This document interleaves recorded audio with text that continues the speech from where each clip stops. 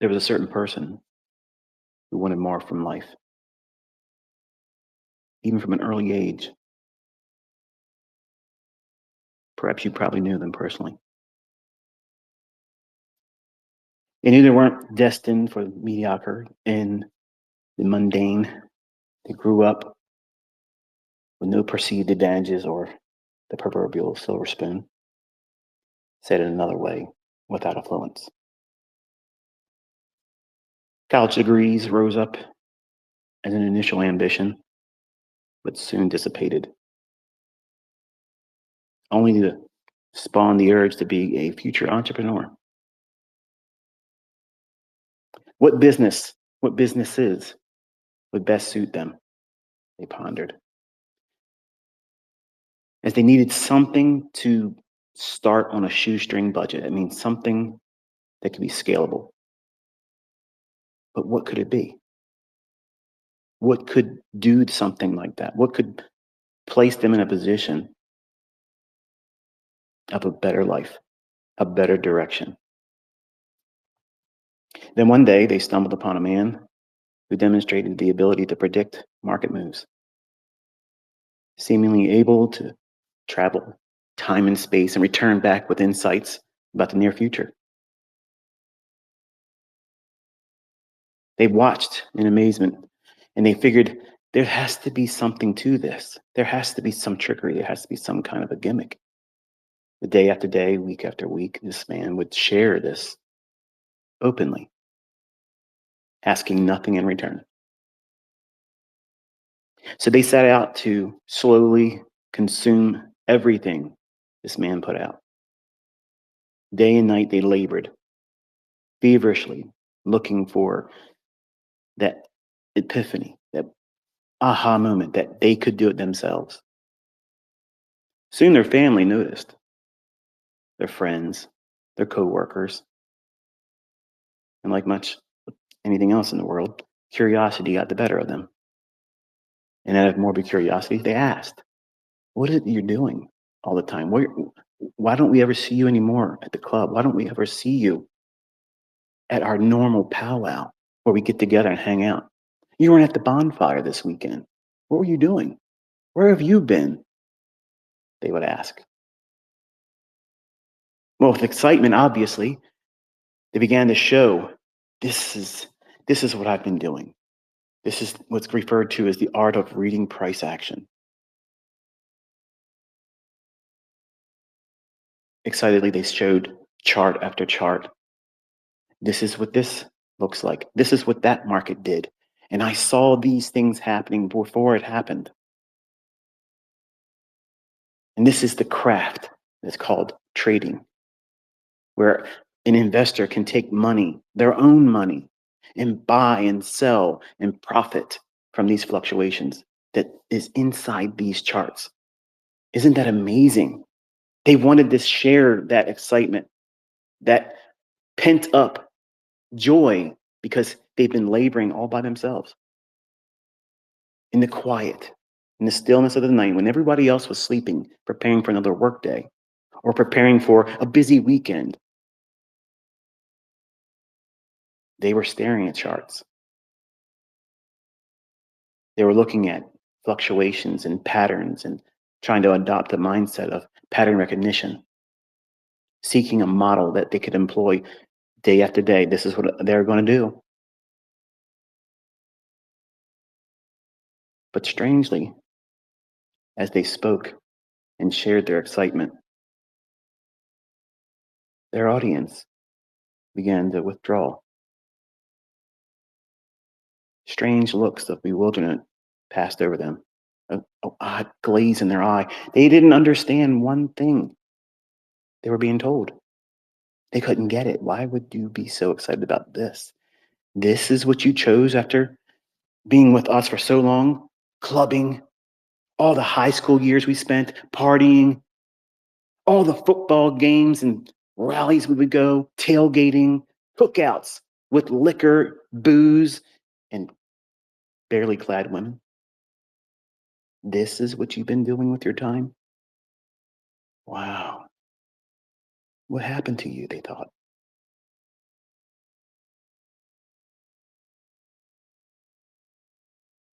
And here they are, sitting there, wondering, have they been wasting their time? All this time, have they been wasting it? What did they miss? What have they missed? Putting this much labor into doing this. Surely they have been doing something much greater than their labor has. There must be something that they have missed. And they started doubting the months and the weeks, maybe a year or so. They've invested in doing these and they trimmed off all this extracurricular activities, the unhealthy practices, the substance abuse, the running around and wasting money just for a romp in the sack. Have they made a mistake? Have they wasted and squandered their time and energy on a pipe dream?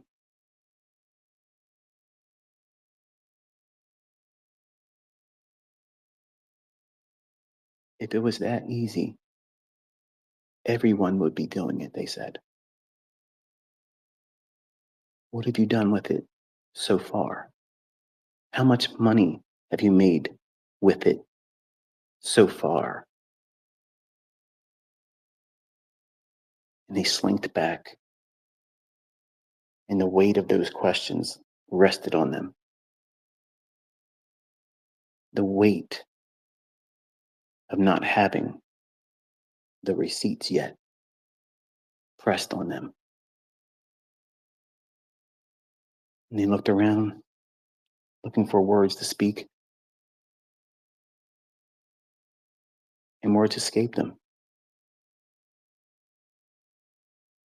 And their audience told them, see, you've been wasting your time.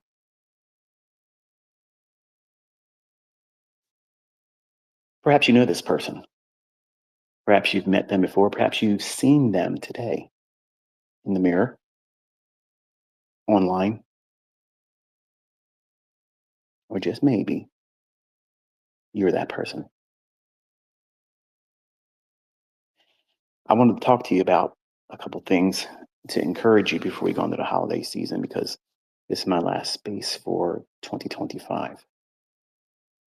And I want to remind you that all of you that had set in motion this pursuit on how you're going to learn how to use the things I teach, develop a model, work towards consistency, work towards profitability, and eventually carve out whatever future you have established for yourself as a goal.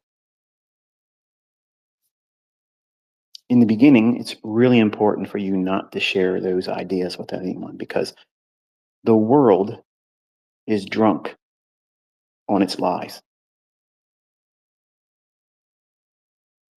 Maybe some of you are still struggling with that. You're trying to sober up, come out of the world, come out of the ways of thinking about, I got to get a mortgage and wrestle with that for the rest of my life in my job. I got to finish university and get my degree.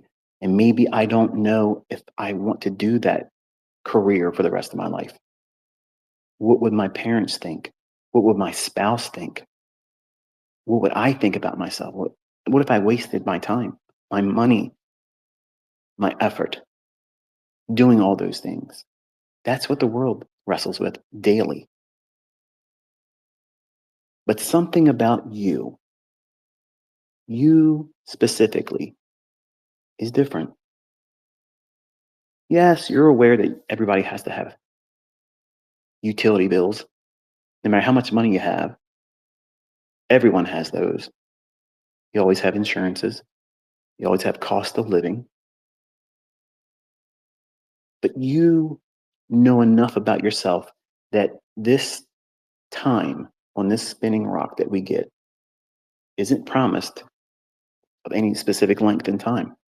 So you have to make the best of it while you can. And what you get in terms of rewards, success, is what you have placed in it in terms of effort and pursuit. And the majority of everyone in this world, they want it for free. They want a lottery win, something they didn't have to work for, but they deserve it. and you know enough about the world and yourself, you know that you have to go out there and get it. You can't wait for your ship to come in to pick you up. You got to swim out to it.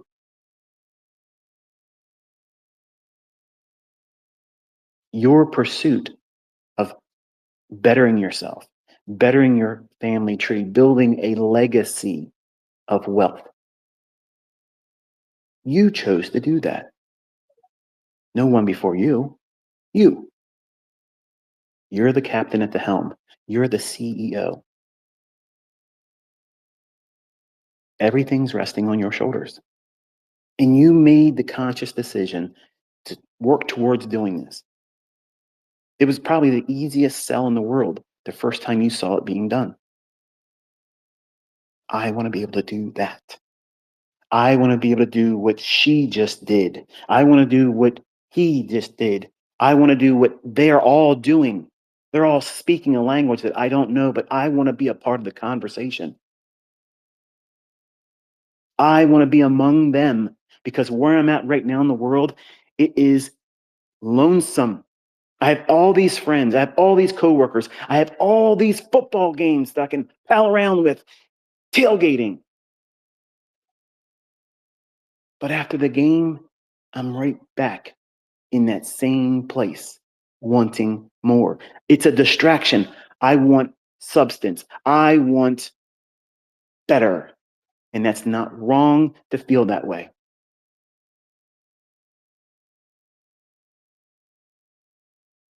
But your friends live under a different set of rules. Your coworkers live under a different set of rules. Your employers definitely live under a different set of rules. And family, well, they're a different dynamic altogether because you love them and you expect them to love you for what you're trying to do for yourself. You want them to encourage you, but surprisingly, when you share these things with them, you tell them, this is what I'm working hard for. Oh, is that college? Well, no, not really. Wow. That sounds like a waste. And as soon as you talk about what you could potentially make, and they ask you what you have made thus far, and you have nothing to show them, those are the questions you don't want to be asked when you're first learning. Because you have done the due diligence of placing those wants, those expectations ahead. You've placed them in the future. You are deferring instant gratification, a concept that the majority of people in the working class can't grasp. That's why credit card debt is so high, and bankruptcies are so high, and foreclosures are so high. Sure, they may have a fast car, looks great on the driveway, but you're losing your house. Sure, you had the best kicks on your feet right now. You're dressed to the nines, but you don't have any food in your pantry or your refrigerator. The grocery list is short. Half empty mayonnaise, a couple squirts left in the ketchup, no milk in the jug.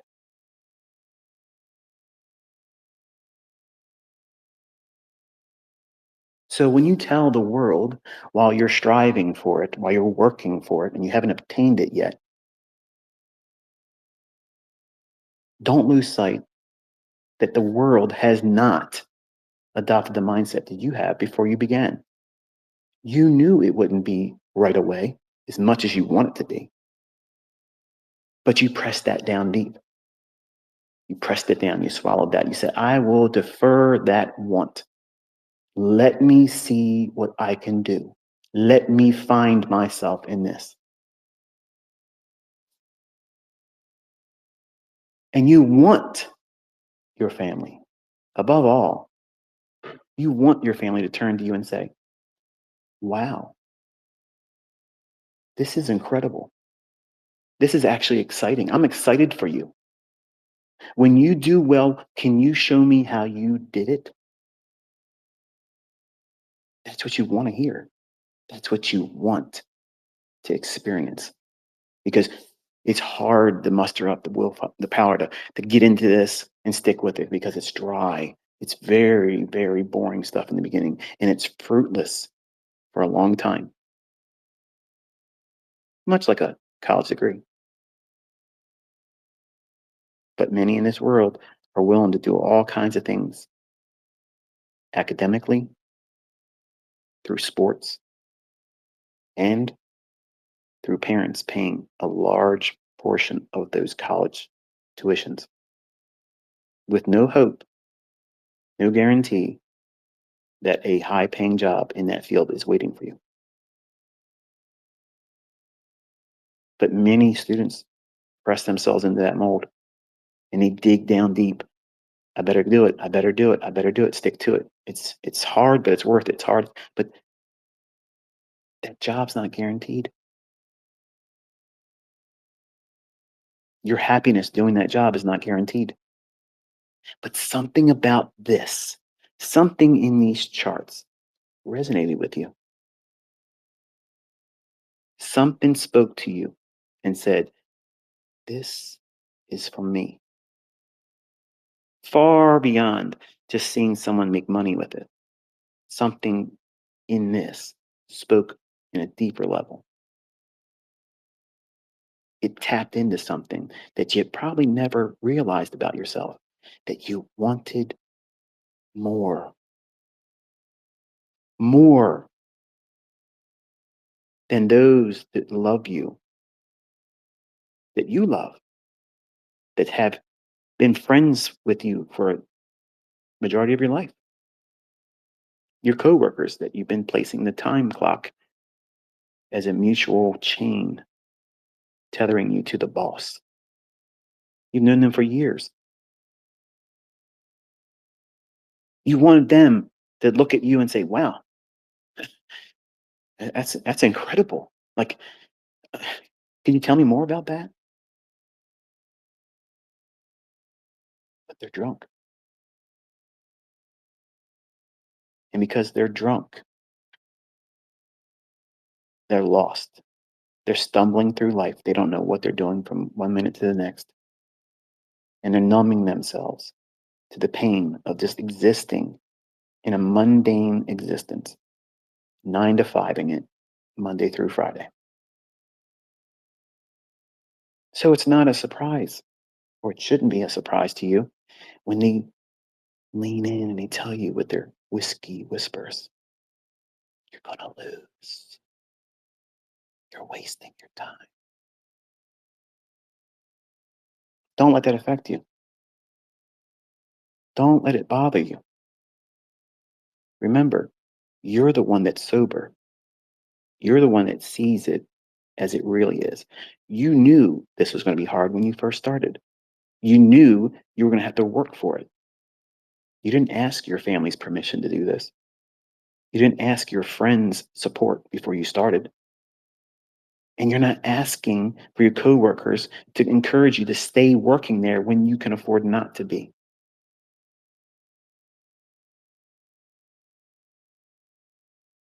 Setting your mind to a task like this takes a great deal of willpower and focus and discipline. And you're going to have to love your friends and family from a distance. And don't always feel like you have to let them know what you're doing. There's nothing wrong about that because you're presently under construction. You're at work right now in the laboratory building this financial monster that's inside you. It is yet to be released because it's still incubating. And no one else is going to understand it like you. No one's going to appreciate the sheer power that it feels like when you have it in your hands, that you're wielding the foresight of knowing what price is going to do, and then it does it. And you know, by doing that over and over again, repetitively, you're acquiring a skill set that far, far too little in this population has the capacity to be able to do. But you've tasted it. You've felt it. You've seen what it feels like to wield that. And no one can convince you otherwise that this is for you. But don't let love and fellowship distort your focus. You have not arrived yet. You're still working in that direction, but allowing other people in and whispering doubts into you, whispering questions of whether or not this is really something that's going to work for you. You have to prevent those opportunities while you're focusing.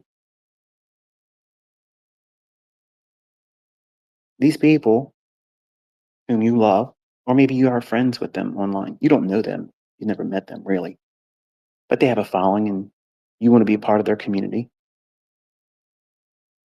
And maybe they found out because you've been open with them and honest, saying, yeah, I'm trying to learn these smart money concepts. I'm trying to do this ICT thing. What?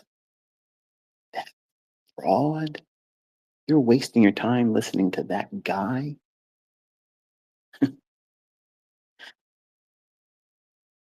You're never going to get what you want on social media, sharing your own business, except for regret. Just this year alone in 2025, I want you to think about what a few of your peers in this community, what they've accomplished. And all of you know, I don't hold any hands. I don't say buy here, sell here, place a stop here, move your stop here. I don't do that. But all of you have access to the same material, the same content. And there's a large population of winning, consistently profitable traders that are students of mine that have no interest in coming forward on social media, least of all on X. They have no aspiring desire to do a mentorship of their own. They're not starting up Discords. They're not starting up signal services. They're living their life now happily without their job, and they're doing quite well. And some of them are multimillionaires, and they've acquired that just in the last few years. The things that I've been teaching, they focused in on it. They cut out all the fat and said, okay, I'm going to get very focused about where I'm taking myself, and I'm going to limit the time and exposure to things that I know aren't going to build me up. I'm not going to waste time with all that stuff on the weekend, putting that stuff inside me because I have things to focus on and I have to be clear headed. I have to be sober minded.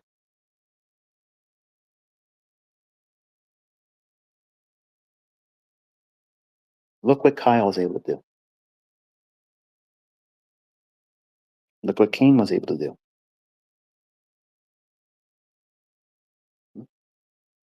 Candace, mm-hmm. Sean, the list is growing. It's not just the boys anymore, is it?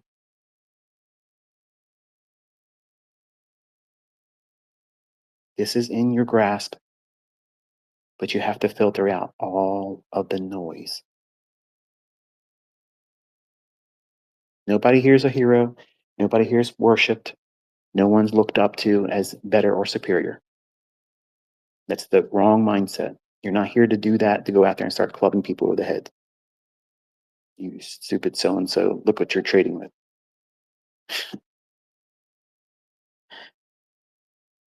I know it seems like that when I'm talking about other schools of thought, but it's because I'm questioned about my opinion. Do I think that it's equal or it's on par with what I'm teaching? And there's nothing like that. There's nothing like what you're learning. It's so precise, it's so consistent, it's so reliable. But you have to get in line with it. You have to dial in to what it's showing you. And you have to find your place with your own personality, how you're going to equip yourself to get in sync with what the market's doing. And knowing that this is enough. When it does this, I look for that, and it's doing it at the right time, so I'm going to take action, and I'm only going to risk this much. And hopefully, you're learning not to risk what you have on things that you don't need, which is a right now trade because you're bored, a right now win so I can show my family because they asked me to show them what I'm able to do with it right now. They haven't seen me for months. They don't see me on the weekends anymore. They don't see me on the evenings at the bar.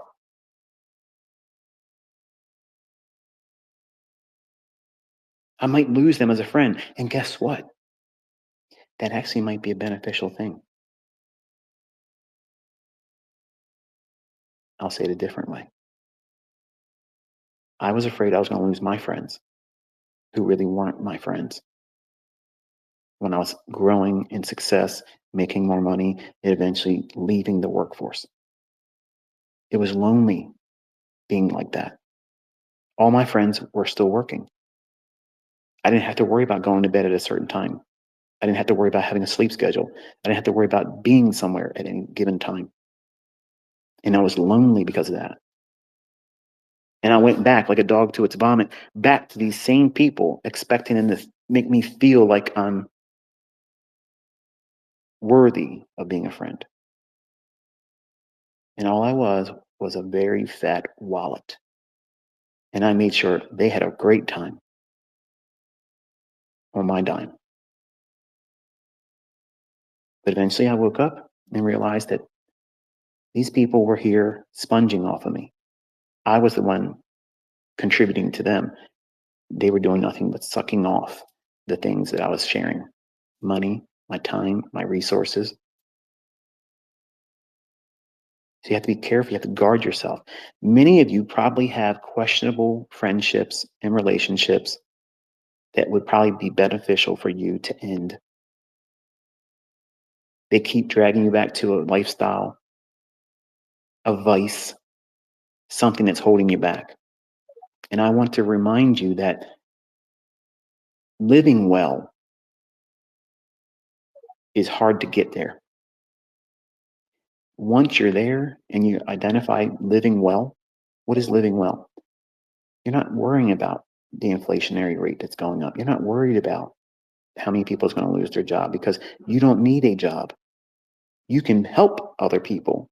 You're so blessed. You know somebody that's in your family or a real friend, and maybe they're down and out. This skill set will allow you to help them, and you won't even think about doing it. It'll just be like, what do you need? But you don't need to tell them, yeah, I made $25,000 this week trading NASDAQ. But that's what it feels like you have to do. You feel like you have to do those things for people to recognize your significance, your worth, your value as a person. And that's not true. That's you still sipping on the whiskey of the world because you think that's the language you need to speak in, and it's not. Eventually, over time, your friends and family and coworkers and people on social media that you pal around with, when you start getting good at this, they're going to withdraw from you because you're showing visible change. You're no longer, well, like one of them anymore. And they see it, they feel it. And now they're going to feel this separation from the norm. And they don't want to step out of that because they don't have the skill set to make changes and grow with you like you are, finding success like you are, a direction in life that they don't have.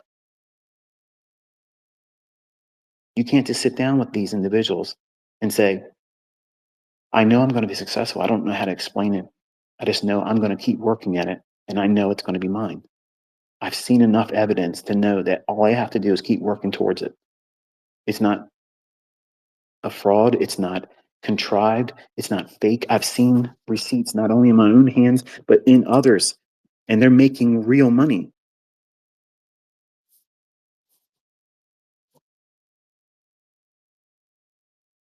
It's reasonable. It's reasonable to feel like you want to share your progress. your aspirations, your desires, your direction in life. It's normal because we're human. We're social creatures. That's what the creators made us like. We strive in pursuing those types of interactions with other people. But in trading, you have to be an island unto yourself. You have to be a solitary creature. You have to know that you're okay all by yourself with your model, your approach to trading, and your limiting outside influences. That's why I tell you, once you figure out what it is that you're doing and you're consistent with it, tune me out. The worst thing you can do is start tinkering with something that works in your hands. Unfollow me. Don't watch my videos. Don't talk about me on the internet. Don't go and try to see what everybody else is talking about. Who cares? What I'm saying to you right here isn't going to make you any more money. It's not going to put more trades in front of you. It's just simply encouraging you to stay on course. That's it. I've already taught you how to trade. I've already taught you how to find making money in these markets. All kinds of different ways of doing it. You've already been taught how to do that.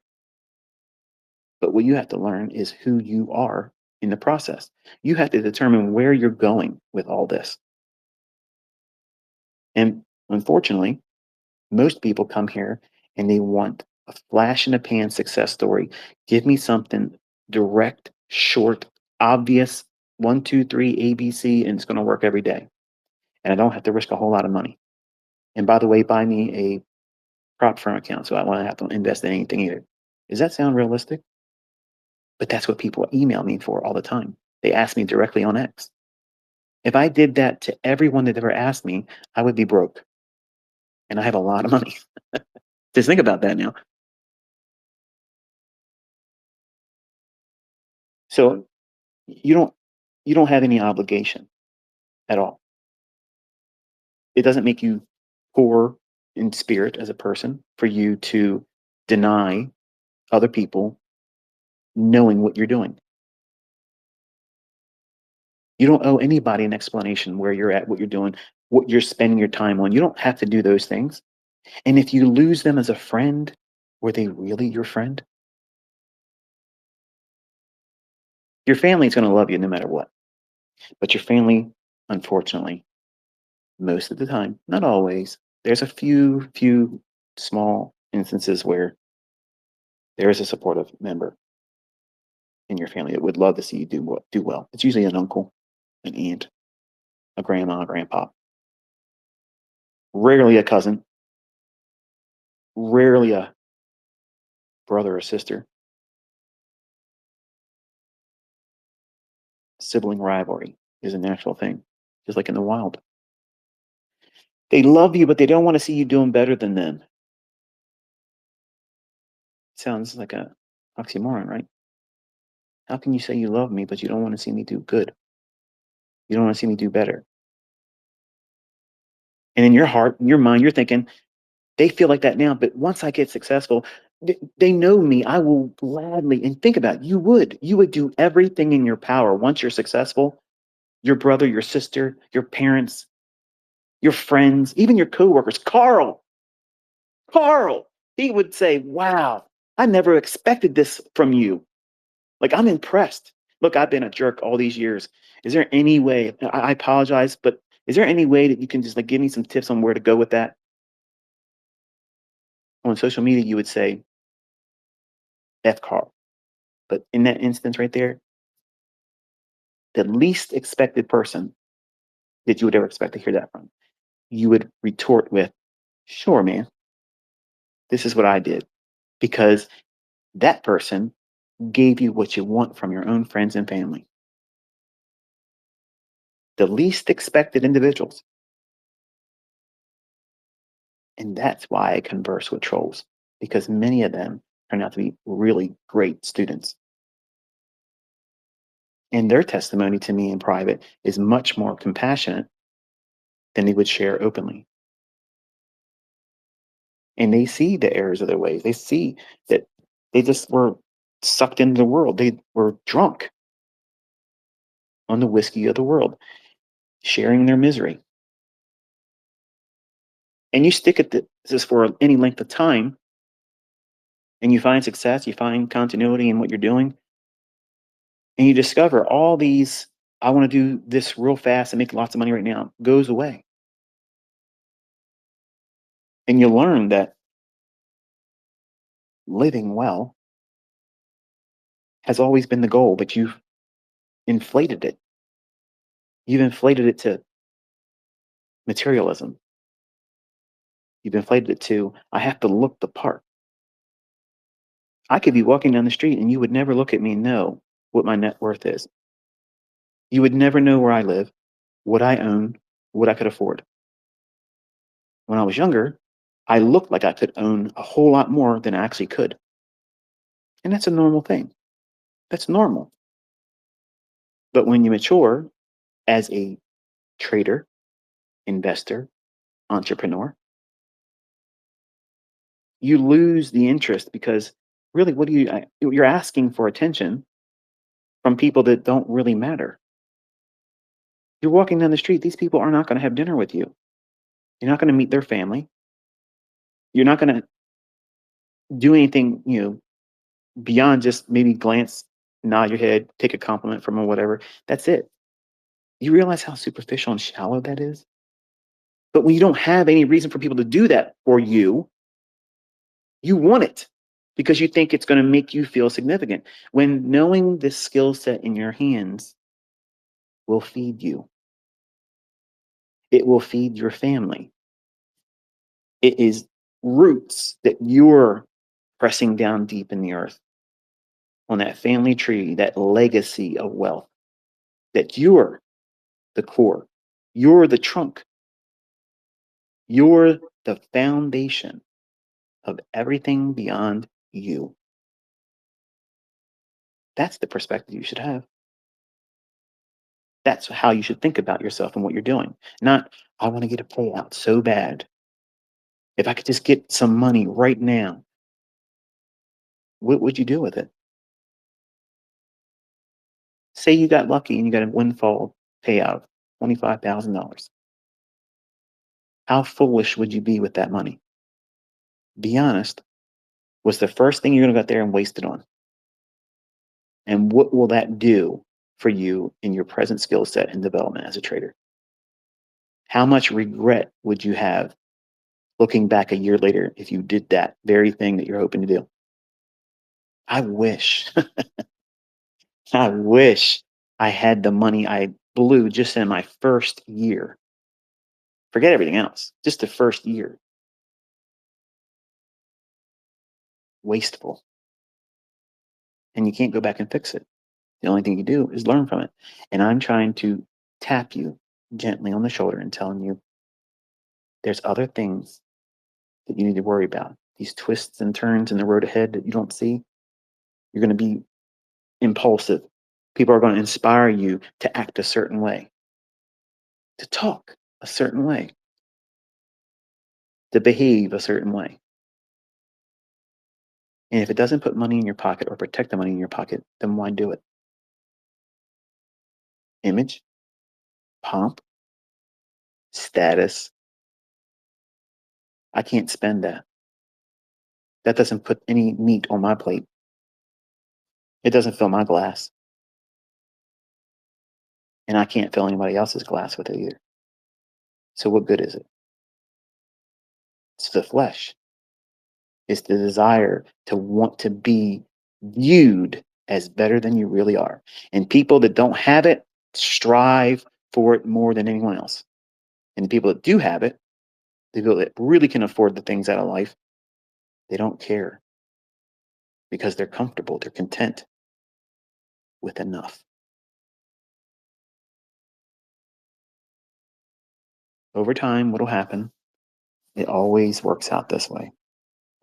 Those individuals that leaned in with that alcohol breath, with their whiskey whispers, you're gonna fail. You're wasting your time. Don't do that.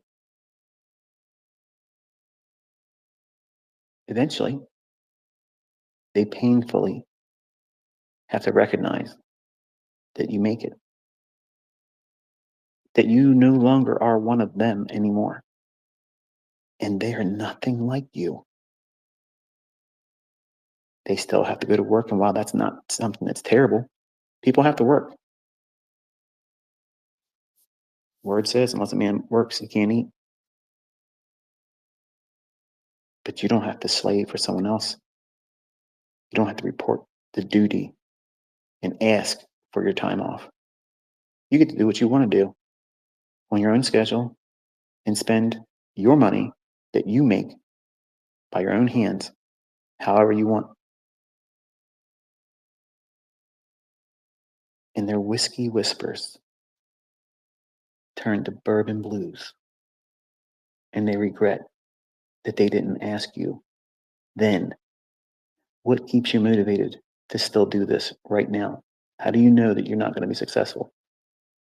Because maybe that would have been an uncomfortable question to be asked even in the beginning, but it's a whole lot less offensive than you're going to waste your money, you're going to waste your time.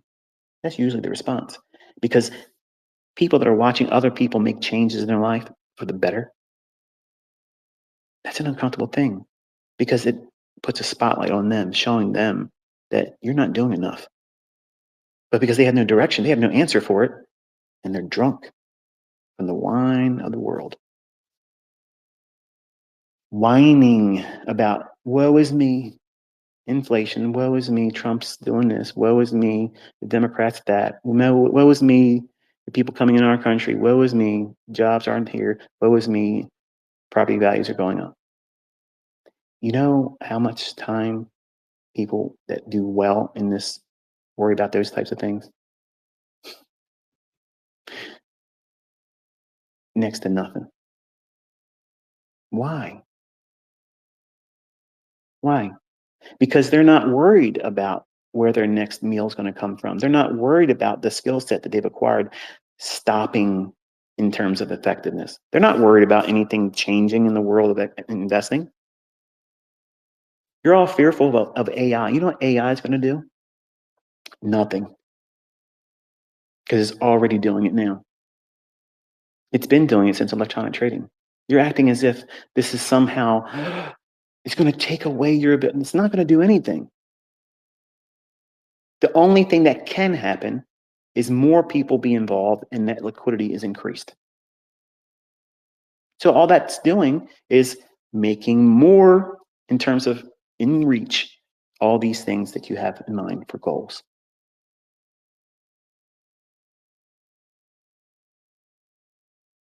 So let me ask you a question. Are you still drunk? You still doubt yourself?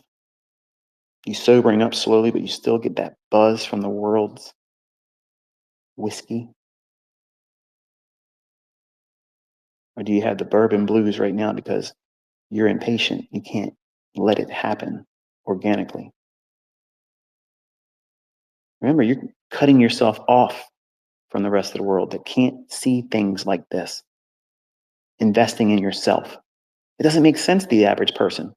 It didn't make sense to me. I wanted something better in life. I didn't want to work for someone else.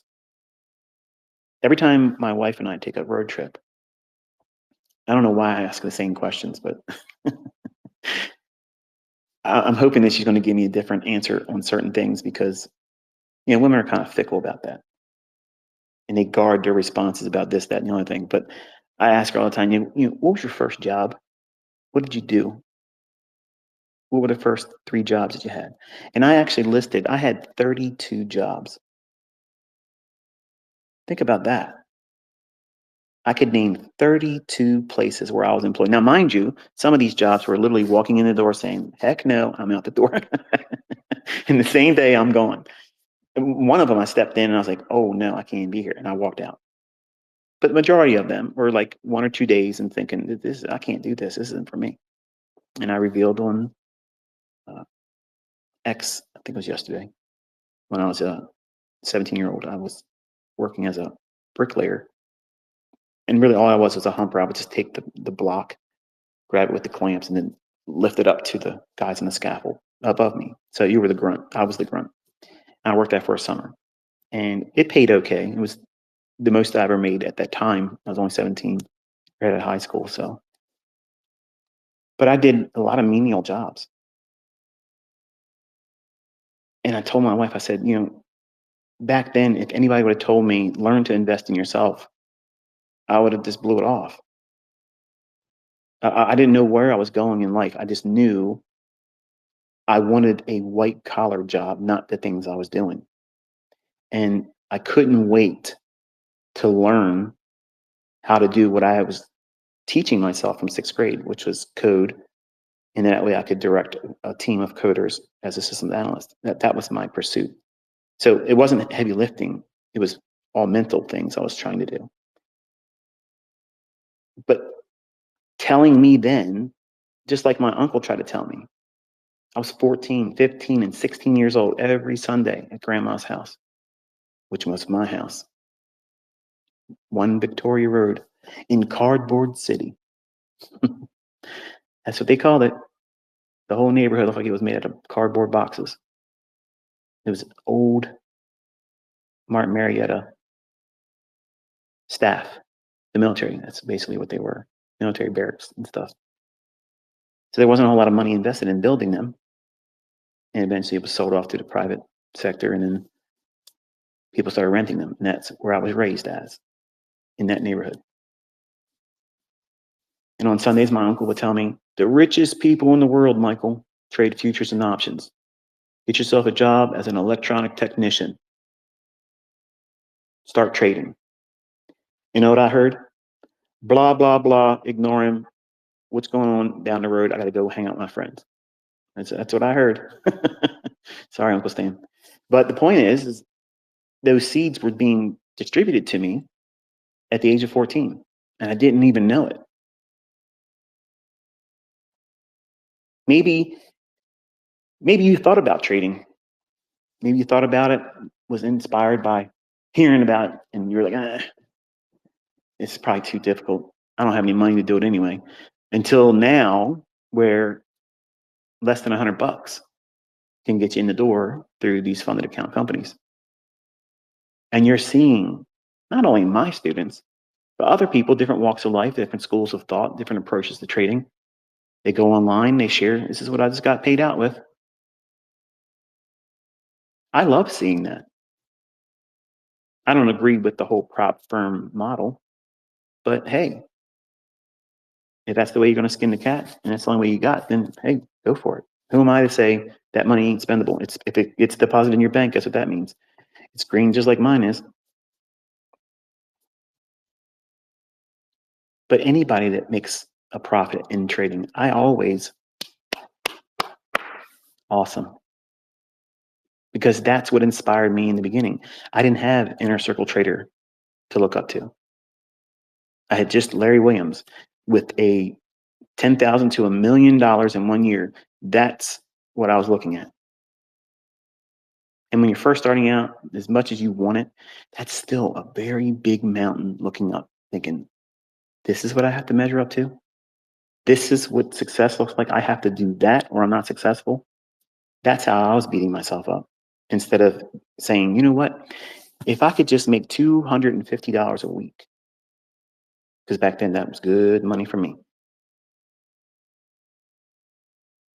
that would have been so much easier for me as a starting point, a humble beginning. But that's not what I was thinking. I was not thinking like that. That was a result of me finding a very simple approach to trading in the bond market. And I adopted this mindset that if I could make $250 a week and don't spend it and just pull it out and save it, pull it out and save it, by the time I turned 40, I could retire as a millionaire. So I spread out and deferred the immediate gratification of calling myself rich, calling myself independent, no longer needing a job. I pushed it literally 20 years ahead. A little less than 20 years, but roundabout.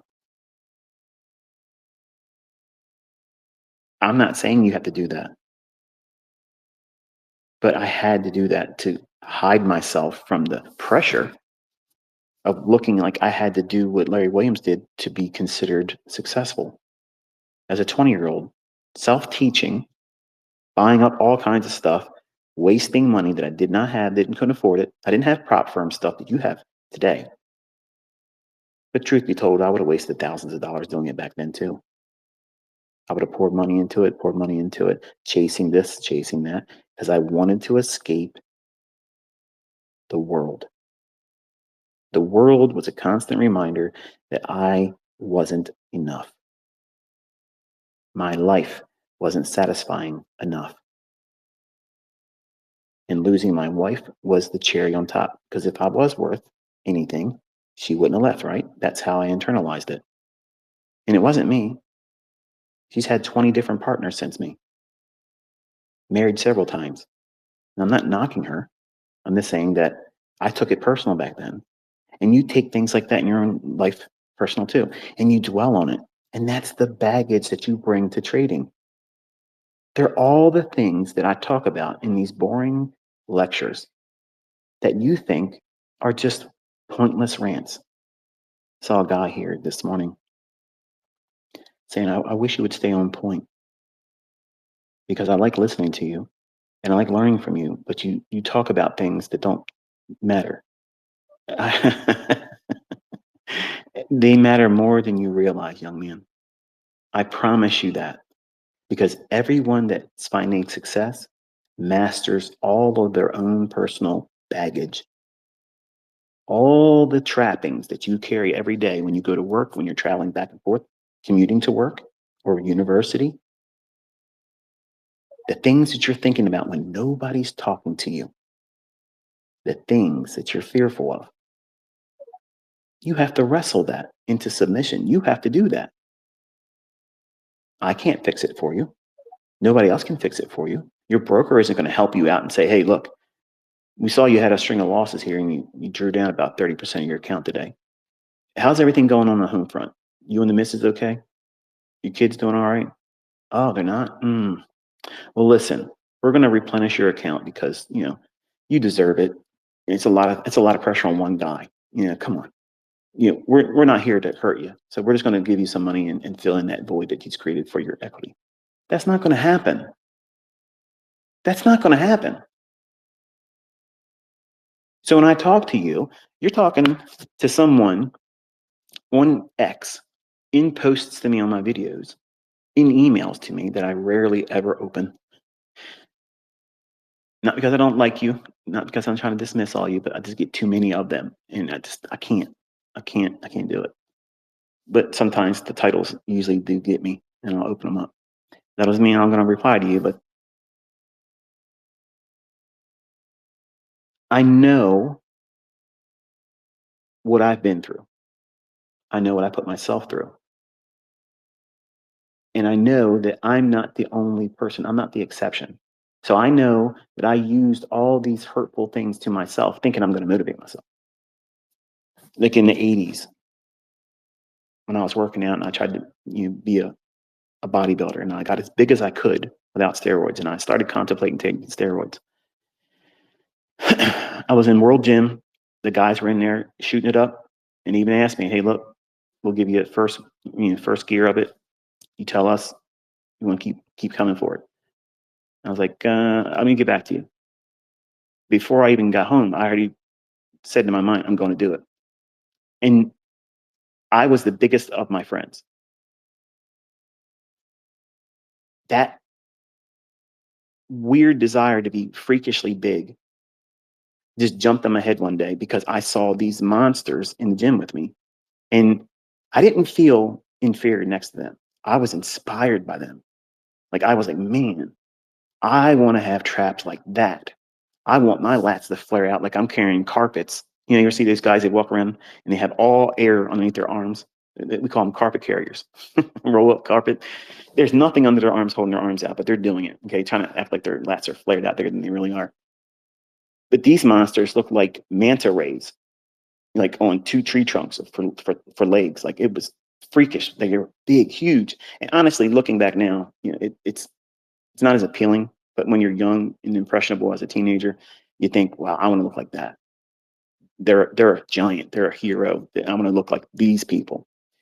And then when you see people in the trading world and they take down big wins, they do something astonishing and commendable, really. No matter what style of trading they do, even if it was guessing, even if it was over leveraging, how are you going to knock someone taking hundreds of thousands of dollars out of the marketplace, whether it be through fund account companies or the real market? How can you conceive the position of you talking bad about that when you can't even scrape up 1/10 of what they just made? That's just it's the whiskey on your breath. That's all that is. You got the bourbon blues. And that's what social media does to people that are weak minded. And you may not think this way openly and talk about it openly. You may not agree with me. You may not heart my comments when I talk this way. But I'm certain that you know that what I just said is the truth. There's nothing good in social media. It's not inspirational. You want what other people have because you're coveting. But really, what you're doing is you're torturing yourself. But you're mislabeling it as you're so inspirational to me. No, no, it's not. No, it's not. It's not inspiration. You are pressuring yourself and you don't even realize it. You're placing so much pressure on yourself personally to live up to unrealistic expectations of yourself that you don't even have the skill set yet because you haven't been working at it hard enough yet and long enough yet to be able to have the skill set to work towards doing it at all. And subconsciously, you know that, but you hurry up and flip the description and call it inspiration because you're caught now worshiping other people. And some of you, you do that to me, and it's wrong. I put my pants on just like the rest of you. Most of the time, I'm wearing Hey Dudes as shoes. Okay. When I was younger, all my shoes cost $400 or higher. And if they got a little bit of dirt on them, I throw them away. Wasteful. Wasteful.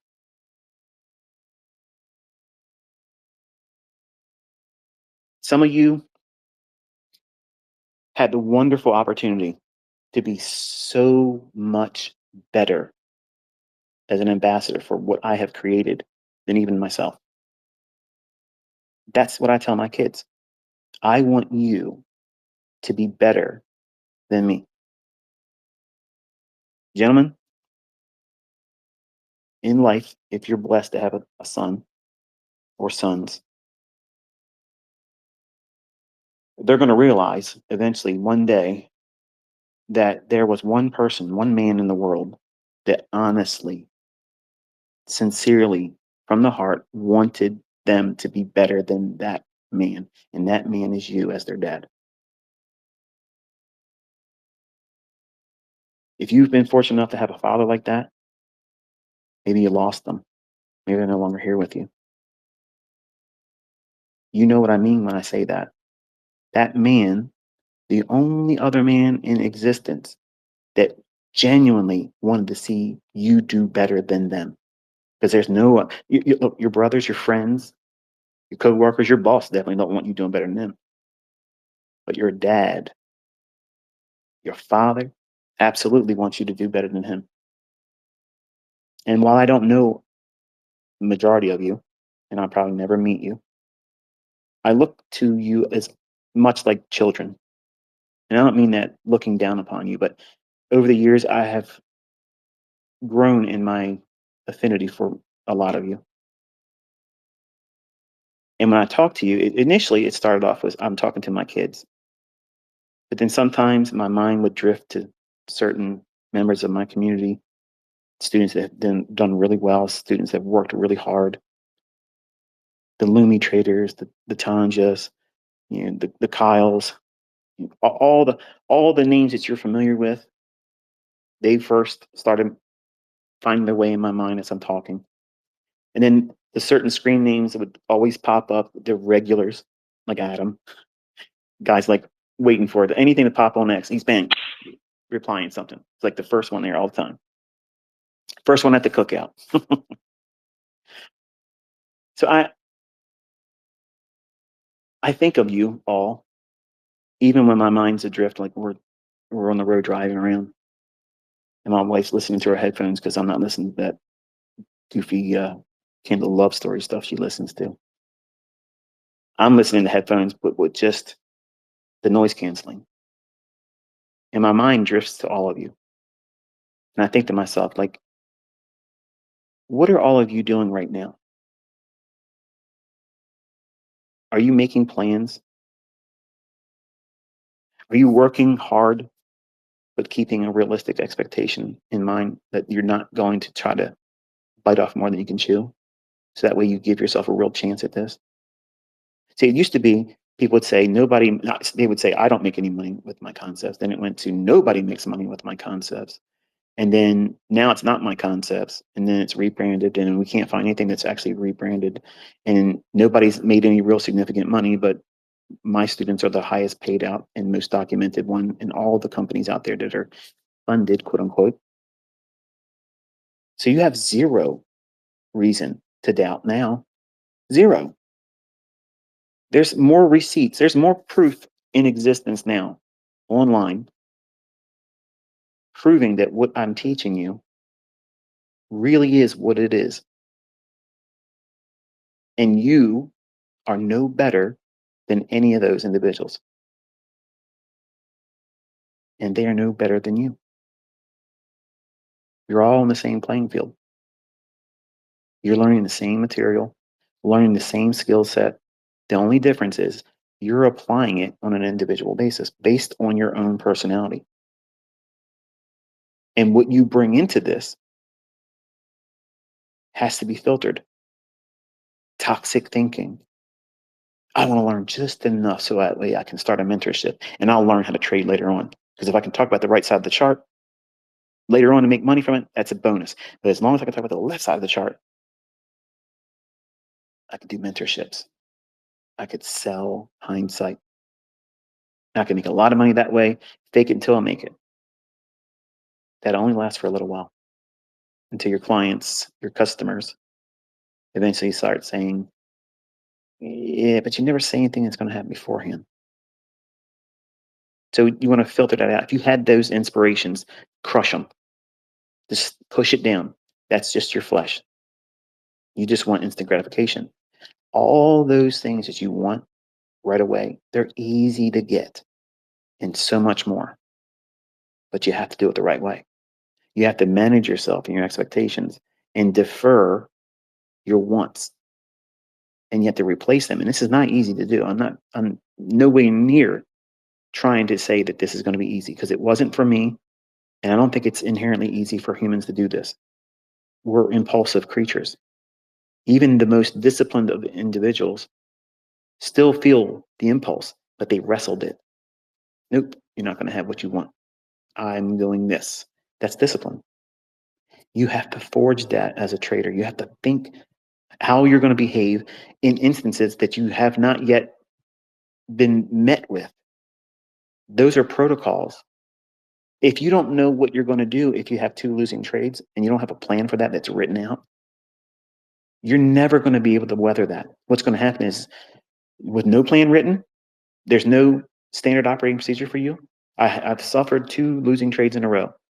What do I do next? Well, you know what your skin is going to tell you to do. I'm uncomfortable, so fix this.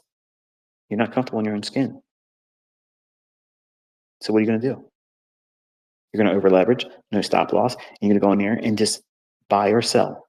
Whatever the first impulse is in your mind, just like that. Why? Why does that happen? Because you're suffering through a chemical imbalance because of the pain, the doubt, the frustration, the fear. You still have your account. You still have enough to take trades. You did not do that much damage, but the discomfort that you're feeling, that pain, you want to escape it, but you know you can't escape it because to escape that means you have to simply turn the screens off and take the loss, plural. The first losses like that are the most painful and the most expensive because you will go on tilt. How do you correct that? How do you prevent it? Acknowledge that you did something wrong. and tell yourself, I am not done, but I am finished trading today. I have permission to leave this just like it is, and I will come back to it with a better prepared mind, with more patience, and I'm going to let this settle.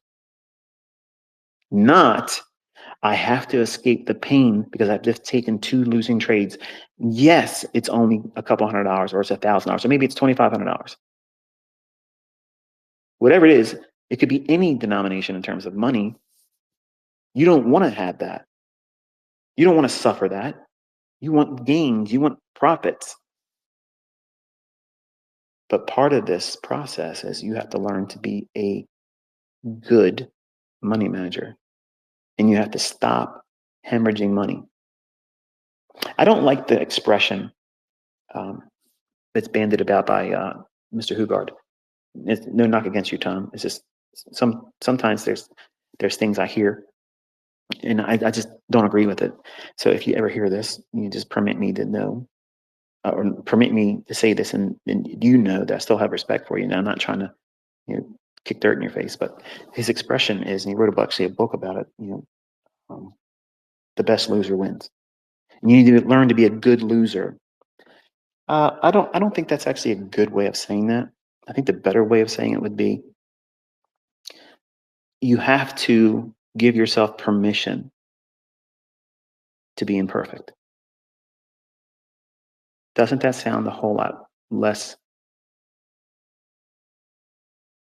well, when you say the word loser, it brings to light a connotation that it's just simply uncomfortable. And our subconscious is very powerful. It's like a sponge. And this is why I teach people, when you're logging and when you're doing your journal, you want to be doing things that speak positively, like you're nurturing your own child, because the trader that you're developing into is you. It's not somebody else. And they're highly impressionable right now. In the beginning, your first few years are very important years of development, just like a child is. The first 5 years of development are crucial. It really sets the tone for the type of person they're going to be. So I don't like the idea of saying that you have to learn to be a good loser. No, that's not actually a good way of doing it. You need to give yourself permission to be imperfect. That is very disarming. It's easier to allow yourself to walk away knowing that, yeah, I'm in control. Are you in control when you say, I'm just going to be a good loser today? I have never adopted a mindset once I found the models that work, the continuity in my decisions and operations, and taking the trades that I know matter because of the things I've been sharing and teaching to you. I've never looked at what it is I do when I don't do well. If I do it wrong, I don't say, I'm just going to be a good loser today. That's not arrogance. That's not ego. It's me guarding my thought process. It's me guarding the way I see myself. Because if I constantly feed myself subconsciously things that are keywords for loser, my subconscious is going to be thinking, okay, this is painful. This is uncomfortable. And I'm going to dwell on it for that night, for that weekend, if it's a Friday. You know what it feels like when you go into the weekend, you've taken a loss, and you maybe were up in the morning, and that little bit of greed tapped you. Said, you're only $75 away from getting funded. You're only $75 away from your payout, and there's no better day to do it now. It's a Friday. Why wait until Monday? And you blow it. All that progress is done. Do you want to tell yourself, you're just going to have to be a good loser that day? That doesn't help you, does it? But if that does happen, you tell yourself, well, here's what I was able to do. I got so close to it, and in my impatience, while learning how to do this and mastering myself, I allowed my impatience to dictate my actions. And I'm going to be able to do this again because I've got here once before. So I give my permission to myself to have a restful weekend. I'm going to regroup. I'm going to come back Monday and I'm going to start again. And I'm not going to make the same mistake. I'm going to defer. And I've taught this to my students. If you are close to the proverbial payout or getting funded, and you know, as soon as you start looking at how much money you got to do to get there and it's very small, don't trade that day. I promise you. I promise you, if you don't trade, as soon as you start contemplating the concerns of being able to reach that, honestly, let me ask you, okay, there's only about 2,300 of you right now listening to me. Out of the 2,300 that are listening to me, and for people that listen to this later on in the day or whenever to get to it, um, reply to the link or the invitation that this Twitter space has offered for you to be a member of listening to it. If you've ever fell victim to doing that, I'm not going to ridicule you. I'm not going to say, ha, look at you. But if you feel like you want to be honest and make an impression on the other community members to kind of like inspire them to learn from your mistake, nobody here is beating you up. No one's here laughing at you. I've done this before, not with funded accounts, but I've done this before as a 20-year-old. I was very, very close to getting $10,000 where I was going to do a withdrawal. And I'm like, all I got to do is make another $200. And I got it. And it would be a Friday. And I would go on tilt, just like that. And the whole weekend, I'm figuring out how I can cut grass, do extra jobs, do things on the side, deliver pizza, all these things, just to get the scratch up to do it again. Did you ever suffer like that where you're right there or almost getting ready to get a payout or getting ready to get a funded account or reach some kind of a mile marker and you start dwelling on it and you have to get it? It's almost like a piece of meat between your teeth. Your tongue just keeps going back to it. You can't leave it alone. I cannot not trade today. I have to get this today. I cannot do that. I could not wrestle my own willpower to avoid doing this.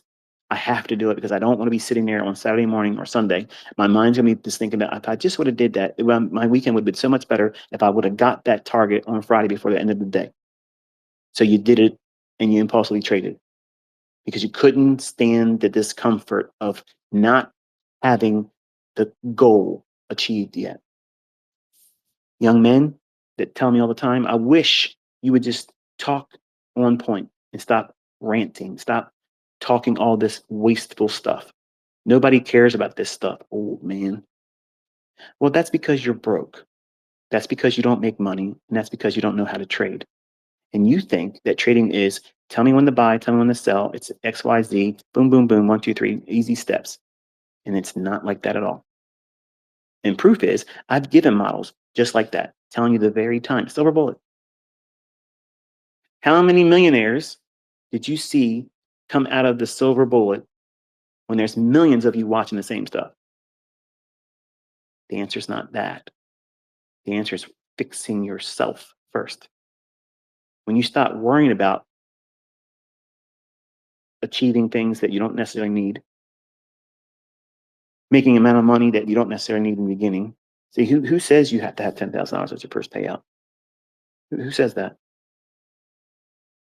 I taught my son Caleb. I said, listen, you pay rent in an apartment like $1,700 a month. If you go into trading every week and your goal is to make $250 and come out each week with $250, no matter what you make above that, who cares? That's a bonus. You start like that. That's your cookie cutter. Because if you do that, you're getting the majority of your rent paid. Not all of it, the majority of it. You're beyond 50% of your rent.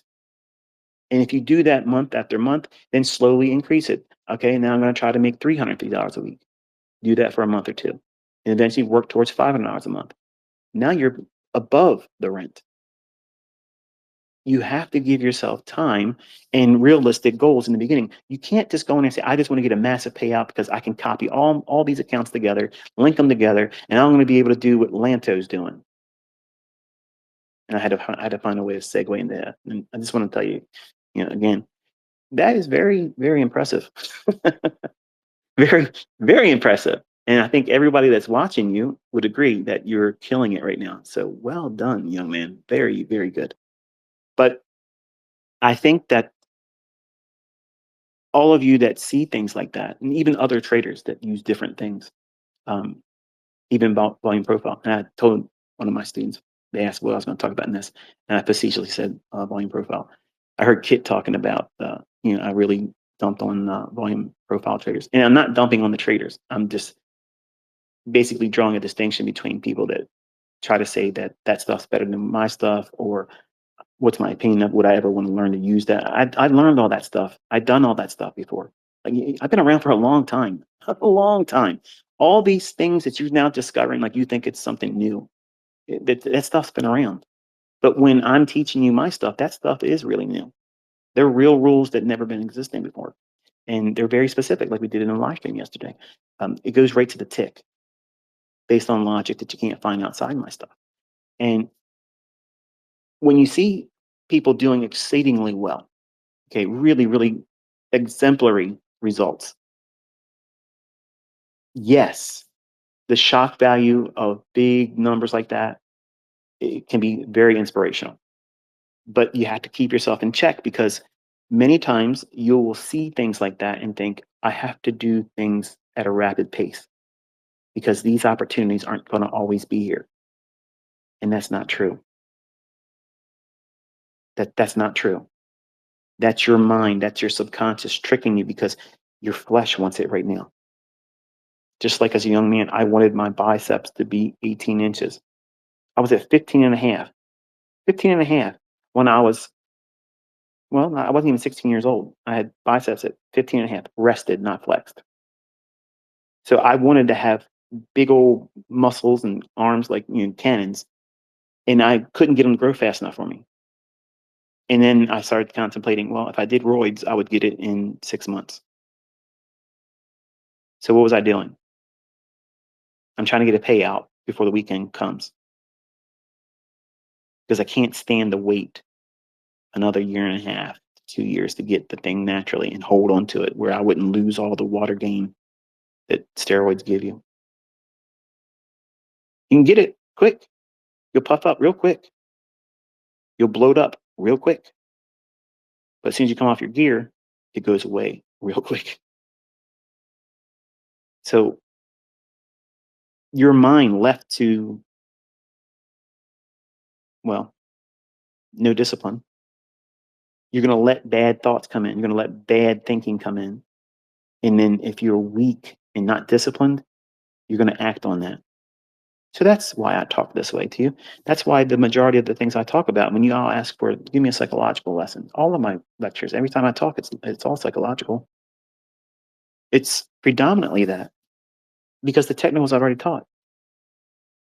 How you're going to manage yourself is a discovery on your part. I don't know what you bring to the table as a trader. I don't know what you're wrestling with. I don't know. Maybe you don't even know what you're wrestling with, but you will determine what that is if you're honest in your journal, and you have to keep that journal private because that very reason. If you're not honest, you won't discover the things that's holding you back. I kept myself from being honest in my journals for a long time. I was wasting my time beating myself up in the journal.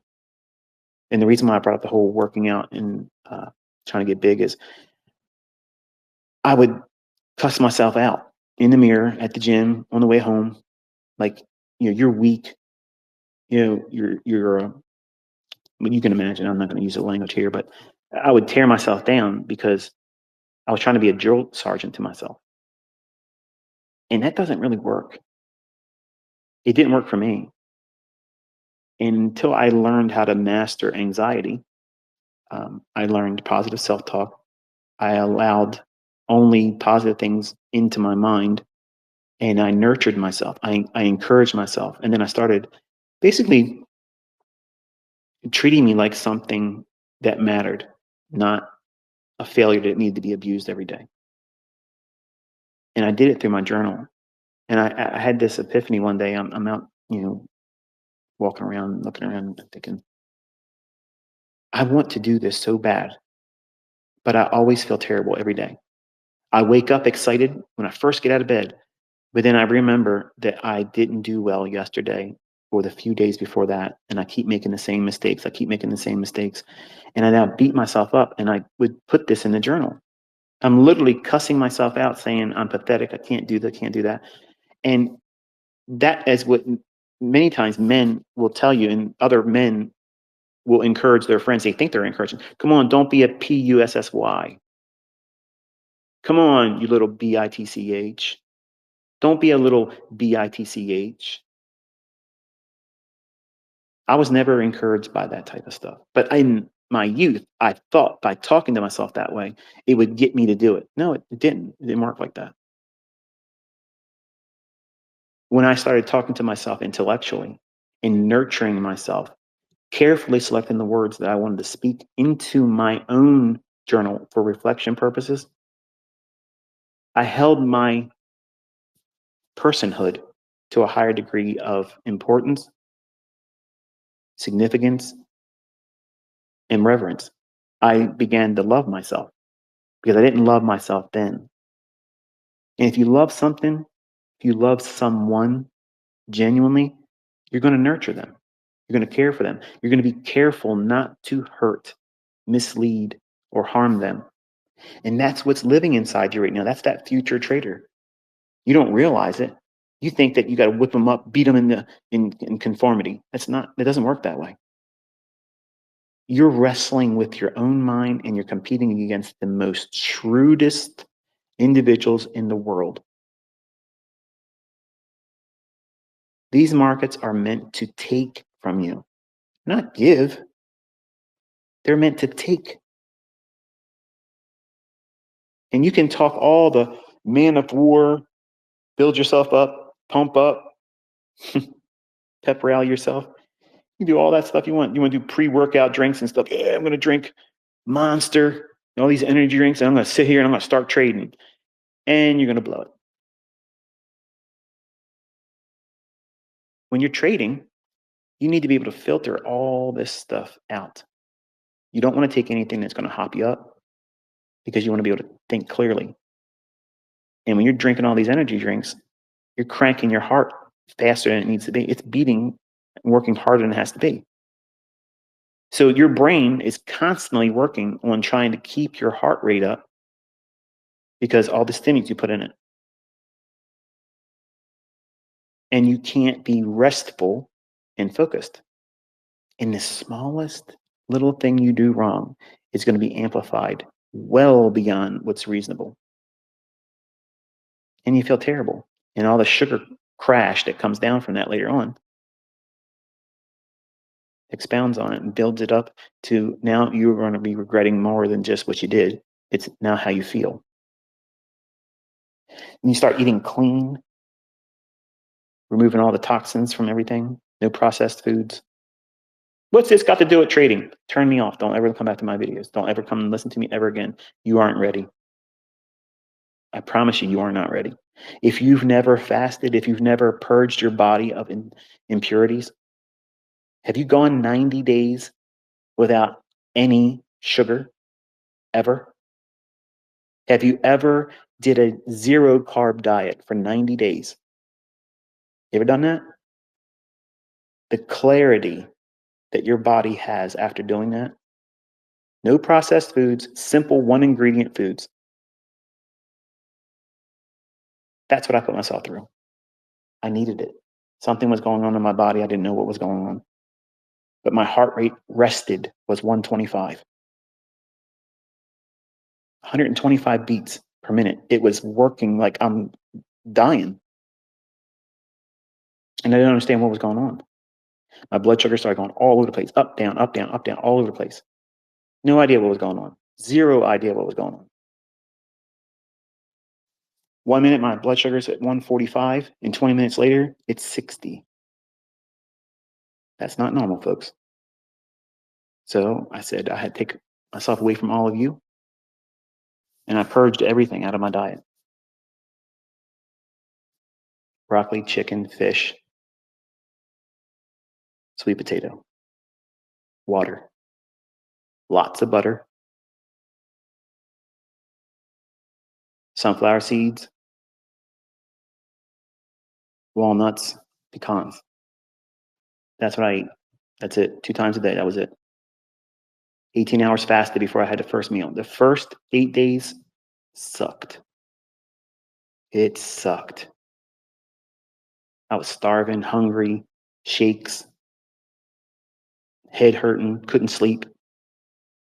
But on the ninth day, if you've known me for any length of time, you've known that I've always slept about 4 hours, get up, do whatever I got to do. And then some other time of the day, I would take another 4 hour sleep.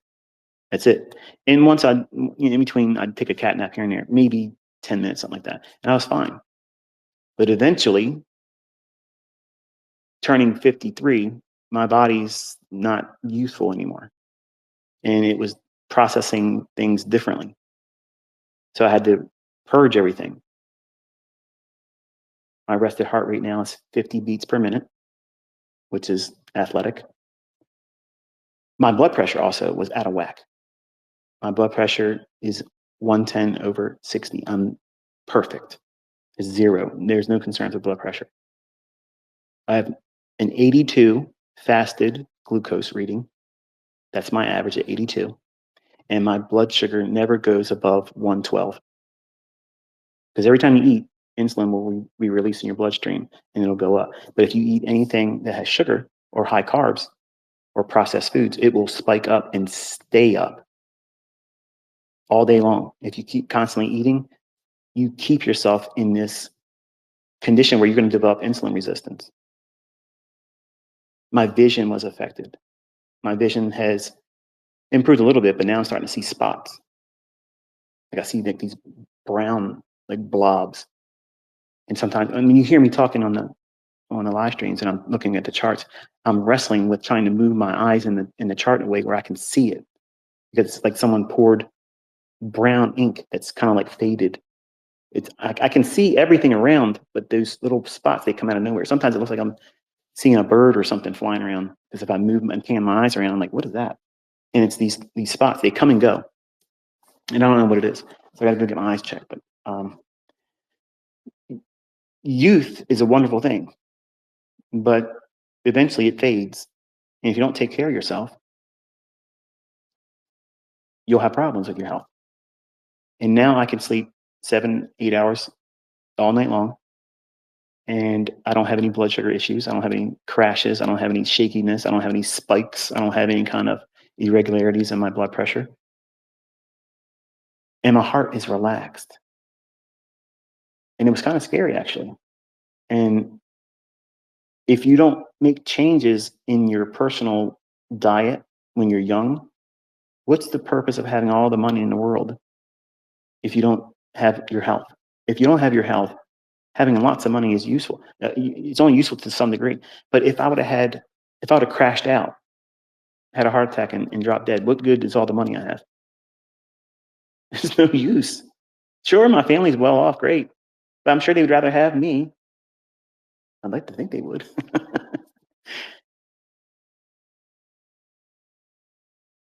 So I give you life lessons that these are things I never thought about. I never thought that I was going to have health problems. I never thought that, I'd have health issues that were related to my blood sugar. I didn't see it coming. But there's diabetes on both sides of my family, a lot. And something happened metabolically in my body last spring, and it carried its way into this year again. So I completely cold turkey said that's just the way I'm going to do it. I'm going to one ingredient food, 2 meals, 18 hours fasted before I eat. And once I eat the last time, I got to wait 18 hours before I eat again. And my energy level is so high. I don't get tired. I don't fall into hunger. I don't actually get hungry per se until I get past that 18 hours And if I've had something like a late meal, if I eat later on, like my wife says, look, you want to have some chicken, you want to have, some sweet potato. Yeah, she's eating and she wants to have a conversation with me, so I'll sit down and I'll eat like a quarter of a breast or something like that, or a thigh, something, whatever. I always pay for it the next day. I find myself getting hungry when I normally am not, when I break that cycle of 18 hours fasted. But it only takes a couple days to get back in sync, and then I'm fine. But I can tell you this, my mental clarity has never been like it is right now. Like I don't have any kind of brain fog. Even like when I wake up, boom, I'm sharp. Like I'm really, really dialed in. And I think that if all of you would try that, regardless of whether you have health issues or not, you should try to do it. Literally purge yourself of all processed foods, no sugar, zero sugar. That means no fruits like bananas. I loved bananas. And when I started monitoring my blood sugar, I realized that it would spike my blood sugar up really high. And even half a banana was too much. So I don't eat them at all anymore. And the first 3 weeks of me doing this, I started having like dizzy spells. And I found out it was just simply me having a low vitamin E deficiency. So I started adding sunflower seeds and broccoli because initially it was green beans, carrots, and carrots I found that kind of spiked me up a little bit too.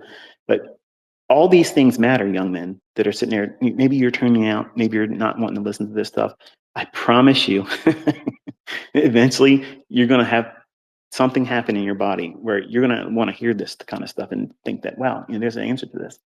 And my point is this, I don't eat nowhere as much food as I used to. I have more energy and I rarely find hunger. Unless I break the 10-hour fast, I don't get hungry. I eat at scheduled times because I eat for fuel, and that's it. And I wish I felt like this the majority of my life. Like I've never felt this way before. I was eating meals all the time, trying to keep a weight at a level where I could bulk up and then slim down, bulk up, slim down. And then in the last couple of years, it was like my metabolism was acting wild. It was going all over the place. And issues with my back. And I don't want to be on prescriptions. I don't want to be on anti-inflammatories, steroids for not for big muscles, but for anti-inflammatory reasons. Coming off of it causes problems, and maybe all those things compound to a worst case scenario. So I completely purged everything. And I think that fasting, even if it's a 36-hour fast, you'll discover how hard that is because many of you probably eat high sugar, high carb, and you probably eat more than you really need to. If you can purge yourself of that, you feel clean. You're able to think clearly. Stress is like non-existent. You can easily fall asleep. It's amazing. If I lay my head down, I can go to sleep like that. And I sleep throughout the entirety of the night. And for 25 years, I haven't had that. I couldn't sleep. Like it was a lifestyle of insomnia. I never got tired. I don't have to have a job. I didn't get tired. So I never felt like I needed it. My body wouldn't let me, so therefore I didn't worry about it. But something happened in the 50s. My body said, listen, you're not young anymore. So we had to do things differently now. And since you haven't been picking up on what the clues have been, we're just going to start shutting things down and get your attention this way. And it was very scary. But I'm thankful that I feel like I have a grasp on what it is I should be doing, whatever length of time I have left on this rock. And my encouragement to you is to love yourself enough that, sure, working towards gaining a better understanding about what you should do financially with your market money and investments and your trades and making all the money in the world. It's wonderful. But you have to have, at the beginning of all that, you have to have a pursuit of wellness. And I thought I had a pursuit of that. Like I thought I had that. And I didn't. I was doing things that my body couldn't endure anymore. It was fighting back. and I was not willing to make changes because of habit. And I promise you, you don't want to feel the pain that hit me in my back and went across my shoulders and down my arms, and it hit me 2 times. And I thought for sure that was a heart attack. Emergency room, EKG came back fine, MRI came back okay. And I was like, okay, Lord, if that's the warning, I'm listening. I'm going to make changes. So you shouldn't have to require a health scare to live well and eat well. And the things that you're putting in your body, lots of alcohol, smoking weed, oh, natural. The Bible says all herbs God made in his goodness. And don't give me all that. Don't give me all that. Okay. I'm all for CBD oil. If you have inflammation, I've done it. I did it. Okay. I've done that. And I think there's medicinal reasons for it. Okay. But when you're doing it just to feel outside of yourself, you got to question what you're really doing that for. Because I promise you, if you find success doing this and you find yourself making lots of money and being able to afford whatever it is you want to afford, and you're not worried about living up the expectations of your friends and family and your coworkers, or even what you think you should feel as an individual, when you get past all that stuff, living superficially, you won't want to do weed. You won't want to do drugs. You want to do nothing like that. You'll want to be in the moment, savoring every moment of clarity that you have and the ability to be able to do whatever you want to do at the drop of a hat, just like that. And it's on your rules, your timing. That's power. That's yielding self control on a whole different level with means. That means you have the resources, the skill set, the influx of money, capital constantly coming into your equity by your own efforts that will not run out, doesn't stop. Only time it stops is when you take a break and you go on vacation and you choose not to do any trading because you want to detox. Take yourself away from the marketplace. Managing stress, managing what you put into your body. I promise you, you start living successfully, you won't want to put that stuff in your body because you feel great. You feel in tune. And you're going to find that making money is easier when you're like this. I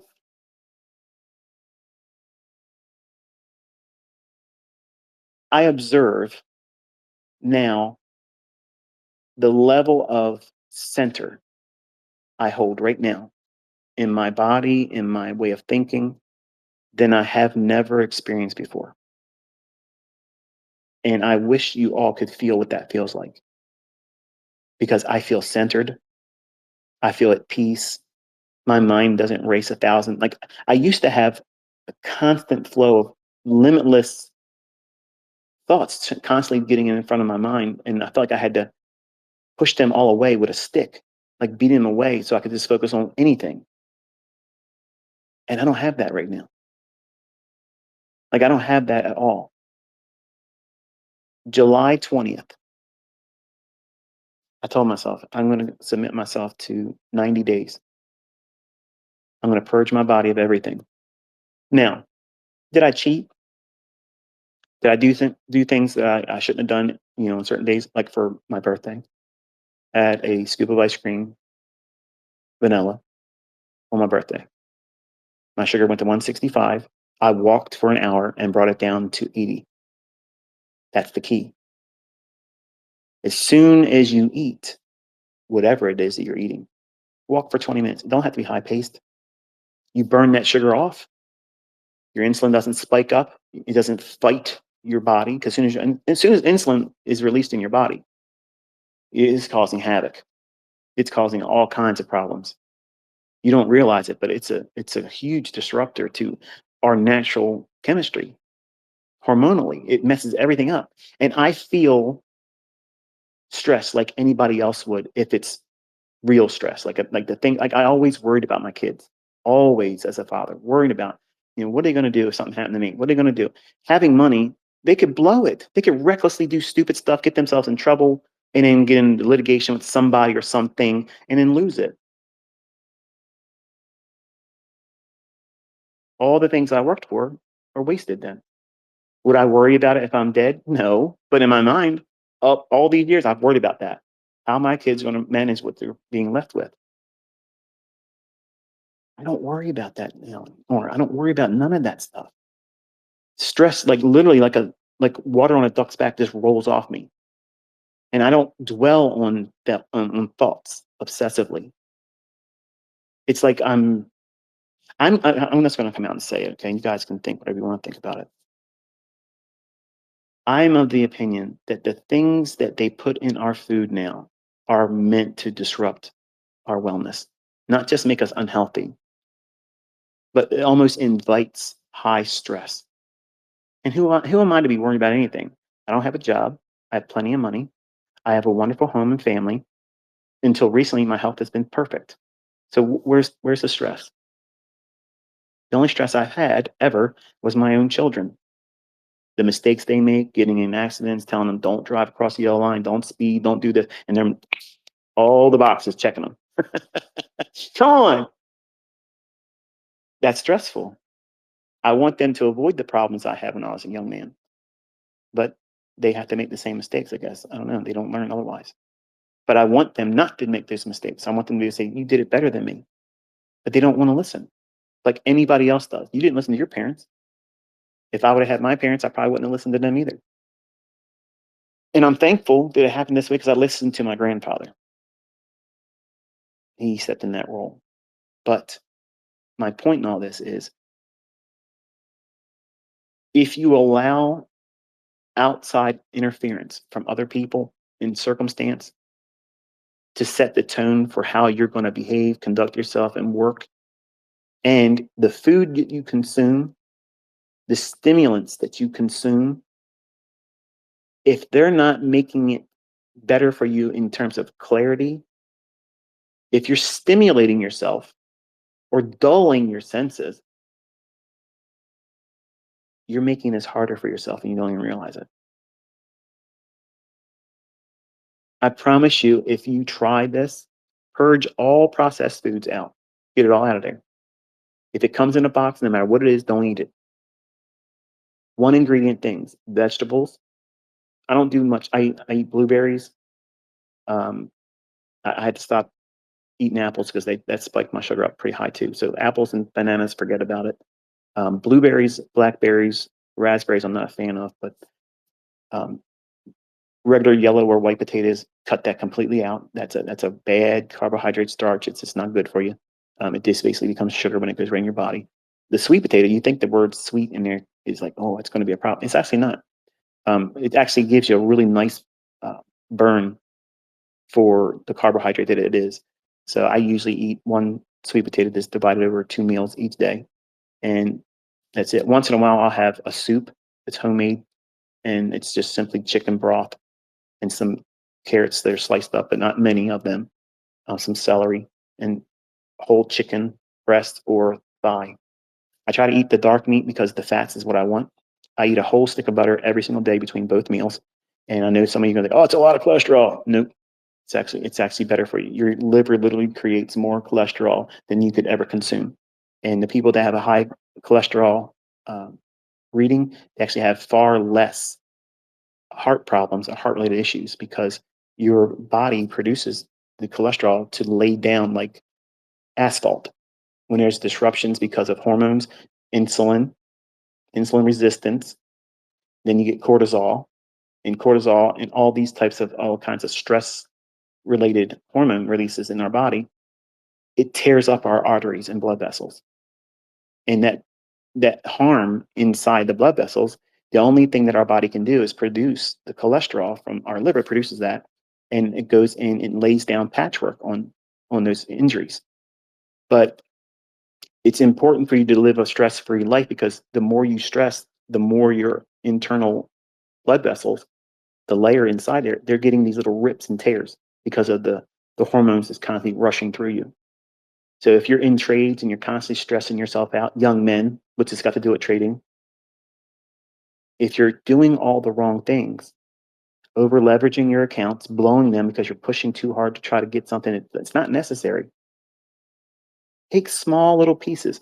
But I've seen this other guy, Michael. He's your student. She's your student. He's trading with volume profile. That's better than ICT stuff, apparently.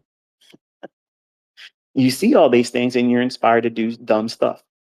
Well, if they did it, I'm going to do it faster because I'll just take the big risk and I'll link 20 accounts together and then I'll try to do it faster. Because once I make big money, then I can worry less. No, you're not. You're not going to worry less. Even if that happened, you're going to worry even more. What if it was just a one hit wonder? It was, but you're going to worry about it in everything you do. And when you're constantly worrying and stressing, your heart rate goes up. And when your heart rate goes up, your blood pressure goes up. And when your blood pressure goes up, all kinds of things are going on inside your body. And you're living as a youthful person, placing great deals of stress on your mind and your body. And it takes its toll eventually. And I think I'm actually getting to the age where it's now manifesting. So I have to be careful with myself and allow myself to heal. I can literally feel myself healing every single day. When I work out, my ability to work out the very next day is easier now. When it used to hurt, leg day sucked. Like legs suck. It's always the 2 days after you work your legs. It's the worst. I can't walk up and down my stairs without that shakiness, feeling like, oh, my legs are going to give out. That's the worst. But you have to do it. And I don't have as much pain now because I don't give myself anything except for pure food. And I go 18 hours fasted. So that allows my body to heal. But if you're eating before you go to bed, no matter what it is, your body's working to digest that food, not heal. When we sleep, our body's designed to heal. So if you're putting yourself through a lot of stress trading with big money, pursuing big payouts, that is very stressful. You're putting yourself through the ringer and you don't realize the damage that you're causing. Even though you're young, there's still damage being done. And if you're sitting, which is the worst thing to be doing, if you're sitting for a long period of time, stop, stand up, get yourself a rocker board. It's kind of like a, actually came with my lift desk. Um, I don't recall if I added it to, I think there's a YouTube video I put up where people were asking me what's my trade station look like. I showed the monitors and whatnot and the lift desk, and I think I shared how you can get one that's close to what mine was. But at any rate, it came with like this big slab of wood, and it has like this half of a sphere underneath of it. So if you stand on top of it, you can constantly work towards balancing yourself. So it allows your legs to not to be cramped up. So your chance of getting a blood clot sitting too long, and it can happen. There's children out there that are, adolescents that end up getting blood clots because they sit there all day long on video games, and their blood circulation's cut off. Well, that can happen to you. There's people in the world that have just simply sat out in their garden, kneeling on their knees for just 15 minutes because of the diet, the type of things they've done to themselves. When they stood up, a blood clot already formed and goes to their lung, goes to their brain, goes to their heart, dead. And they can't bring you back from that. So, when you consider the things that you're doing to yourself and all the risks you're compounding on top of just trying to make money and not losing it, these are things that you probably never considered or thought about. And I know as a young man, I didn't think about these things. Like I didn't think about them. But because now I have young adults as children and they're trying to do what they see dad do, I want them to know that, listen, I didn't really do everything the right way. Like I thought that I was doing the right things, but I really wasn't doing the right things in a lot of ways. And protecting yourself from what you're consuming, how you're staying in a static sitting position all the time, not healthy, not healthy at all. Staying in a high stress condition, not healthy at all. And the way you combat that is only eating 1 or 2 times a day. Don't eat junk food. Don't eat processed in the box food. Okay. Never fast food. And then lots of water. and keep yourself purged like that. And you're going to find that you sleep better. You don't feel that stress of being in the trades as much as you'll feel it. And I'm actually inspired, uh, not inspired, but I'm trying to inspire you to do it because I want to see the feedback from some of you that take this challenge. 90 days is a long time when you're going through it. But when you look back, you're like, it wasn't really that big of a deal time wise. But there was 3 times in that 90 days where I kind of quote unquote cheated. I had an extra meal one time because I felt like I needed it. Like I felt like I absolutely needed it. And just to give myself peace of mind, I just had a cup of broccoli and half a stick of butter melted over top of it. And yes, that's a lot of butter, but it's a fat and it's healthy. And you actually need butter because what's in butter actually is the only thing that gives you health coating inside of your intestines. We don't produce it. You can't get it from anything else. It actually comes from butter. So if I'm not mistaken, I think it's called butyrate, but it comes from butter, not margarine. Don't eat margarine. That's not butter. And anything that sounds like it comes out of the crock, what's it called? The crock shed or shed crock. Something. It's in a gray tub. When we were younger, my mom would put leftover spaghetti in it. They used to be Saturday morning cereal bowls for me. Country crock, I think is what it's called. That's not butter. Okay, I can't believe it's not butter. It's not. Don't eat it. So anything margarine, don't eat that stuff. When you go to movies, that's not butter.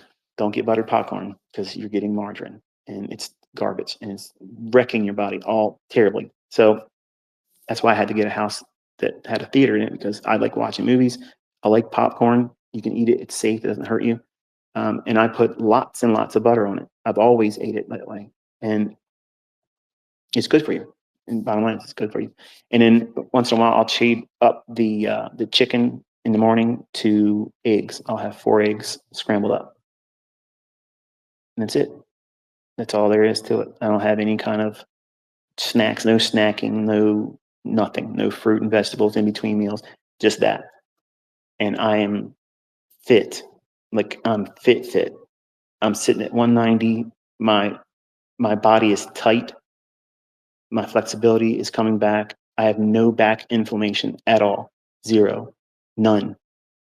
And that's the first time it's felt like that since 2009 when I wrecked myself on the motorcycle. March 9th of 2009, 1:30 in the afternoon. That was the day I probably should have checked out, but the Lord said, not today. But I've been living with chronic pain since that day, and it's been getting worse and worse and worse. But after 2 months, it went away.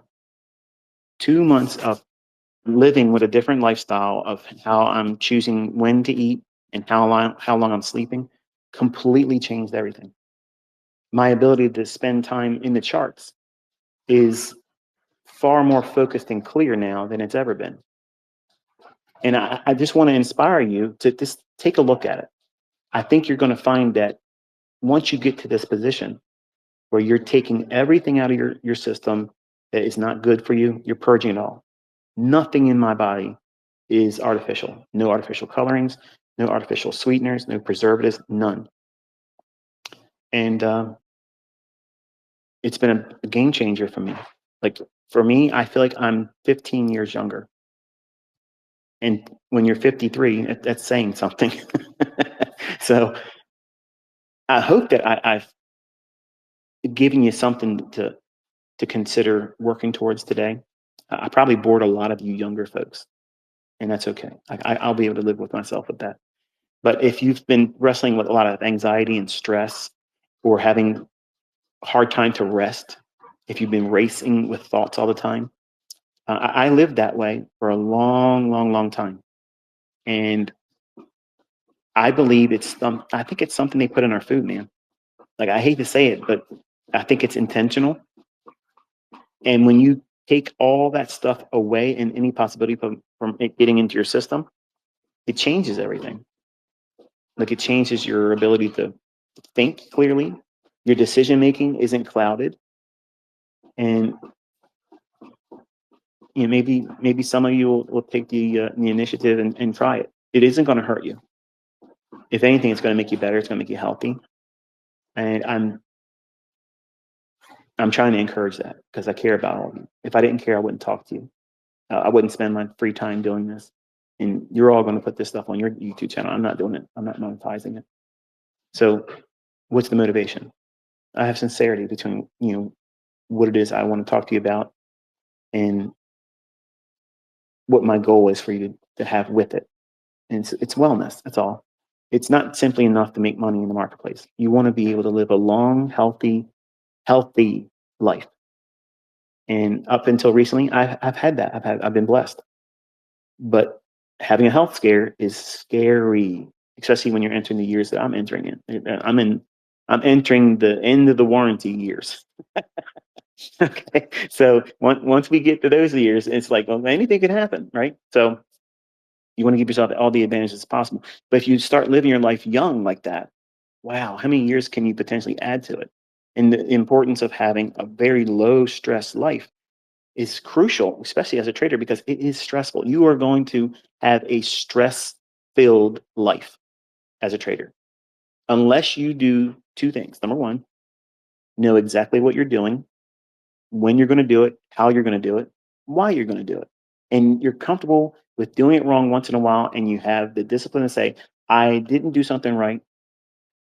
I'm not going to allow my flesh to push me into something I'm not required to do at the time, which is get the money back right now. Take the loss and give yourself permission to be imperfect. Not, I'm going to be a good loser today. No, you're not a loser. You're imperfect. You can flourish being imperfect. You can make millions of dollars being imperfect. Okay. But when you dial in on the words like, I'm gonna call myself a good loser. No, I don't let those kinds of thoughts in my head. I don't let that happen. You shouldn't either.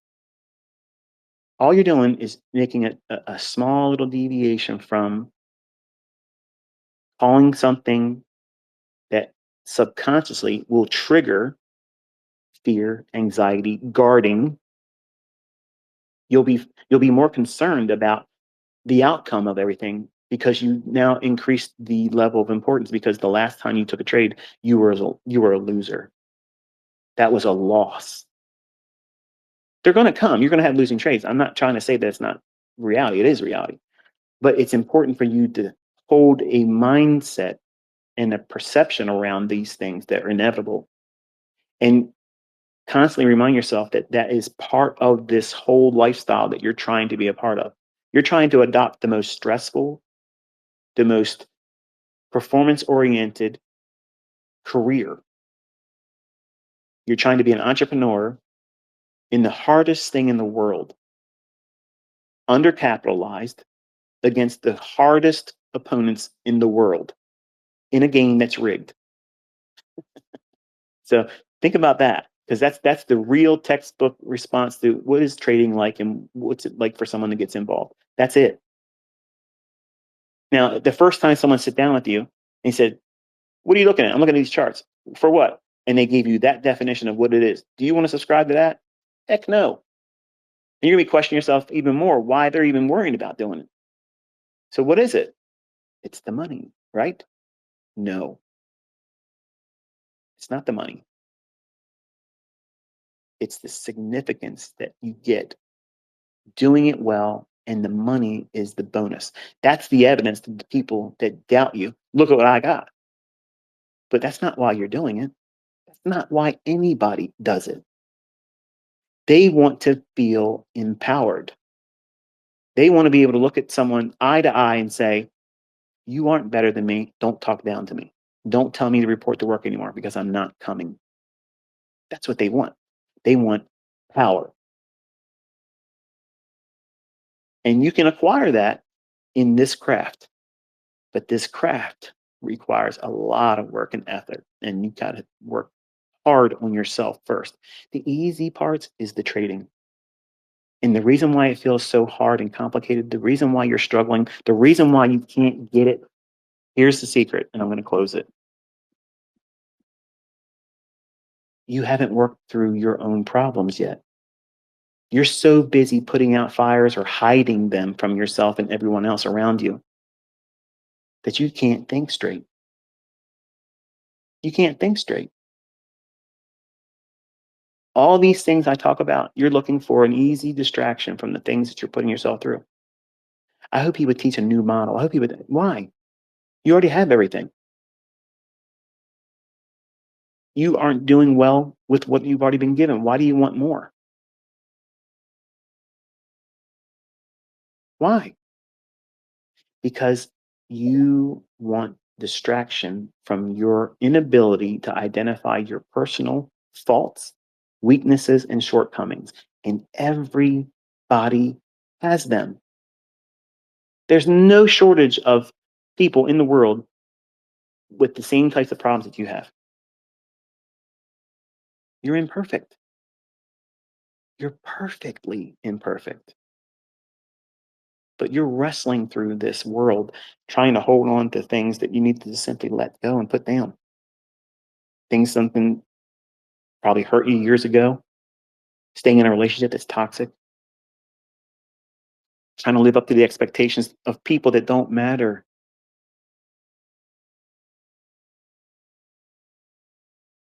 Think about it. You're trying to impress people that don't care. You're trying to prove that you have things that these people that you don't even like can't afford. Where's the motivation there? What's the point? Who cares if you made $1 million? Who cares if you went out there and bought a whole army of cars and drove them down the block and parked it right in front of their house and said, "See this?" Once they see it, that's it. It's over. It's done. Your life has to mean more than simple things like that.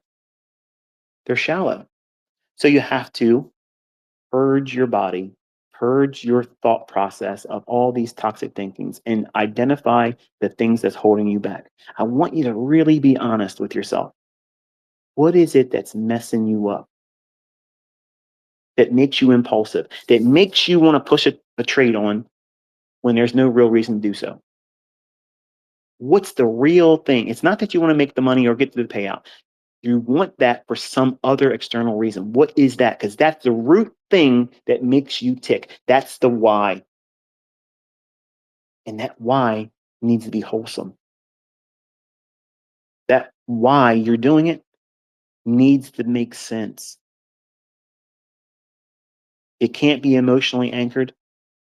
It has to be principally oriented. What does that mean? It's got to matter more than just superficially.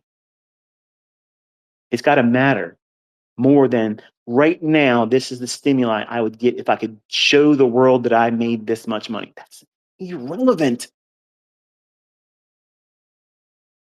Nobody cares how much I have. Nobody cares what anybody else has. Once the number's revealed, wow, on to the next one. Who else is going to show what they made today? Who else is going to show what they took a loss on? Who else is going to feel like they did it wrong? That's what social media is cultivating in all of us. Constant stimuli. Something inside of you that's toxic, you're trying to get stimuli from that. That's what it is. That's what's holding you back. And the things that's holding you back are going to be ugly. They're the things that you don't want nobody to know about you. It would embarrass you. It would shame you. It makes you sick when you think about it because you know exactly what I'm talking about with you. Maybe it's something you did, should have done, but didn't do. Whatever it is, you got to put it down. Forgive yourself.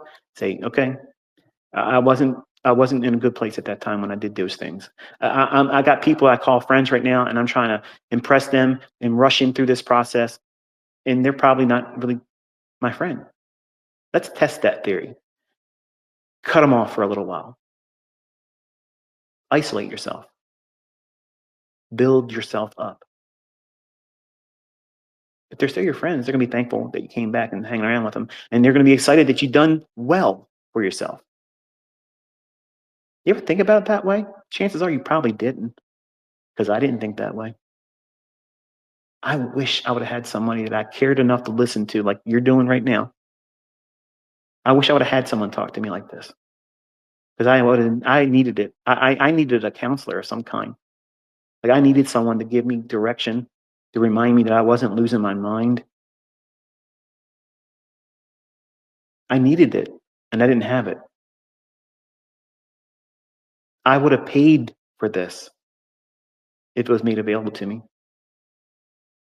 And because I believe it matters, I believe it's the truth, I believe it's helpful, I believe it's going to impact you positively if you really do the work of this breaking down yourself. Tear yourself down internally and think, why do I do what I do? And tell that answer to yourself in the journal. And I promise you, you're probably going to weep. You're going to feel disgusted writing it out, and you're going to be afraid that someone might find this. Doesn't matter. Pour yourself out in that journal. It's good medicine. It's the best thing that you could do for yourself because you're going to find something inside of you that's the real root problem. And you keep picking at it like a scab. You won't let it heal. It's festering like an infection. And it's constantly making you impulsive. It's constantly making you self-doubt. It's constantly standing in the way of where you're trying to get to. And you have to conquer it. You have to cut it out like cancer because it's plaguing your development and it's going to undermine your success. It's definitely going to defer your success. So you have to cut it out. But you've got to know what it is so you can identify it and then say, okay, it's a problem relationship. It's substance abuse. It's self-loathing, feeling like I don't deserve it. Who said that you don't deserve this? Who's told you that you don't deserve this? All of you deserve this. You all deserve a good, healthy, well-lived life that puts you in a position where you can bless other people. Who, even God couldn't even come down here and tell you that you don't deserve that.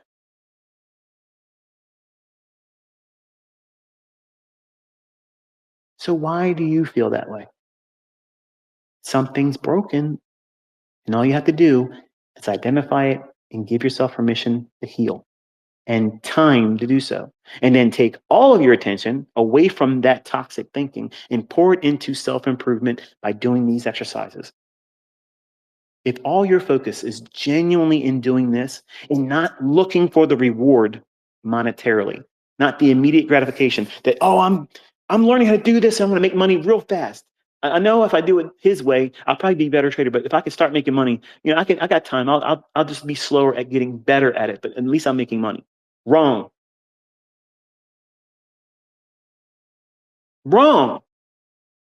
You're lying to yourself. I'm telling you, if you're thinking that way, you are lying to yourself and you're setting yourself up for failure. You're going to cause yourself to feel like you got to do more that's necessary, often, more often than it's necessary. None of you probably can consider the idea of just taking one setup per week and being content with that and living there for a couple months. No way I could do that. Come on, ICT. You're being unreasonable now. No, I'm not. Because someone that has conquered themselves with no baggage could prove to themselves that they have discipline, that they have forged a measure of self-control, that they could do that and show no impulsiveness, no impatience, no need to do more. Because they know after 2 months, they can resume doing whatever they wanted to do. And it was nothing but proving discipline, forging self-control, purging the impulses of the flesh, you wanting to do because you got time to do it. And in measuring the level of stress that you have endured versus what you're trying to put yourself through all the time. I promise you, you're trying to do more than what's necessary. And that is causing stress. And stress releases cortisol. And cortisol causes your body symptoms. You start feeling tingly. You get anxious. Your breathing, your breath elevates in frequency. And a faster breath causes a faster heart rate. And a faster heart rate causes more stress hormones. And left like that, nobody can think clearly like that. No one can.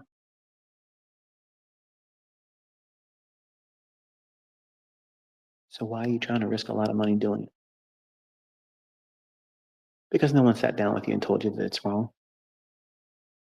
No one's cared enough to tell you that there's a better way of doing it. There's a way that you can do this stuff and not be stressed out.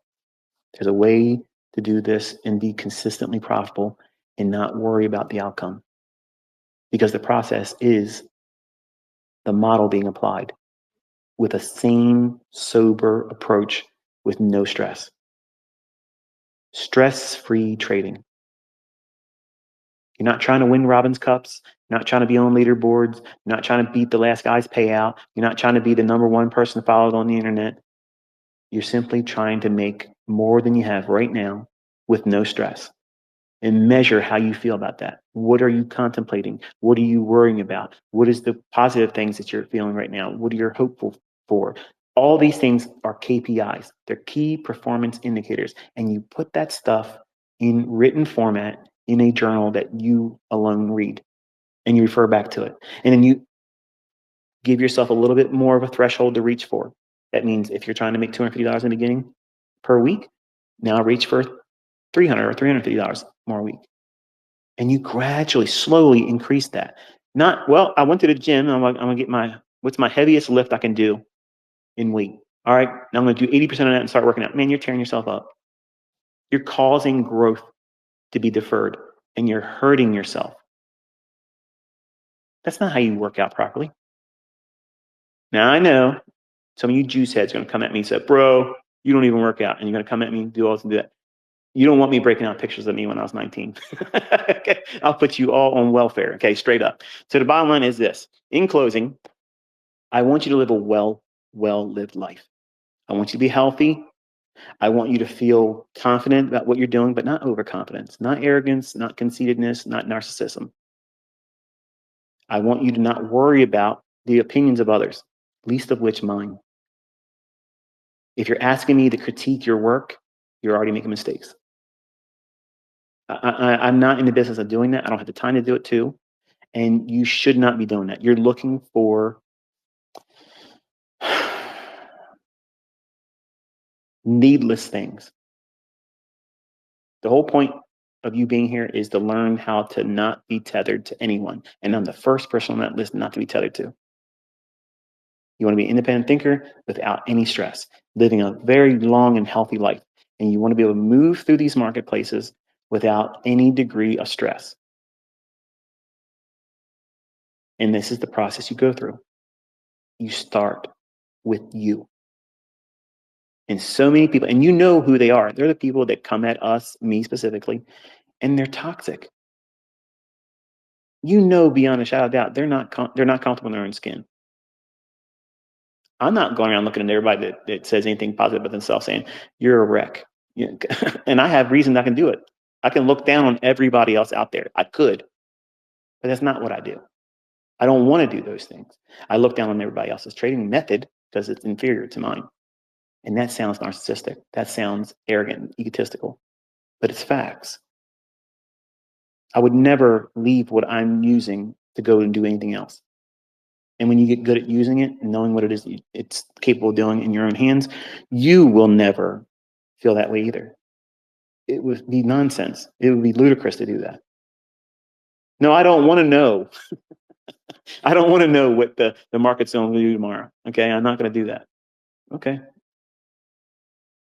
So I wanted you to just be reminded before we go into our holiday break that the time that you spend away from me bloviating into these types of things or on my videos, I want you to think about how you can build up yourself.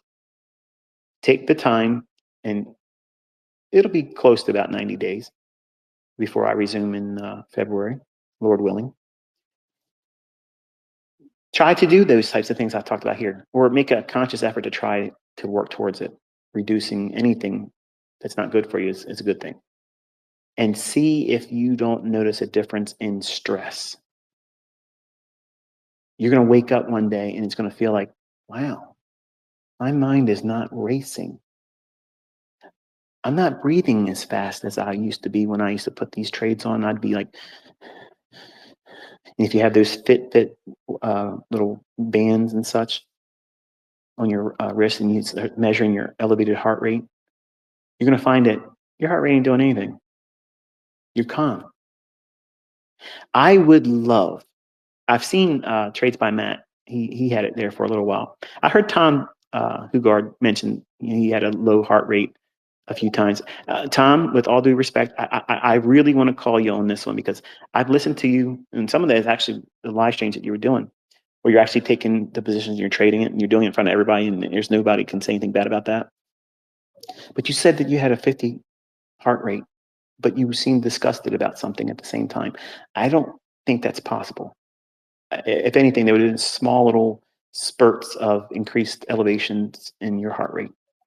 So I would love for live streamers, like, wouldn't you love to see Patrick Whelan to have his heart rate monitor on there and let him? I don't watch his stuff anymore. He's gotten real toxic. But the people like him, and you got this real cool cat like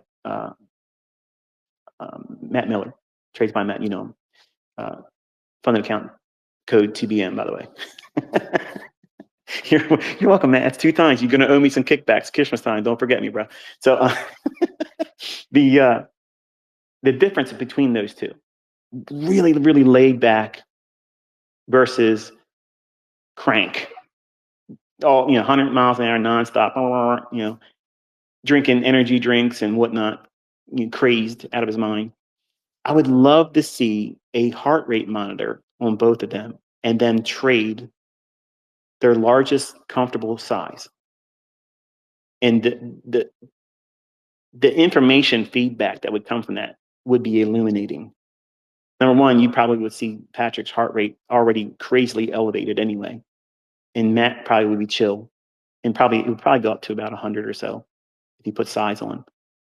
But you probably see like 130 on Patrick.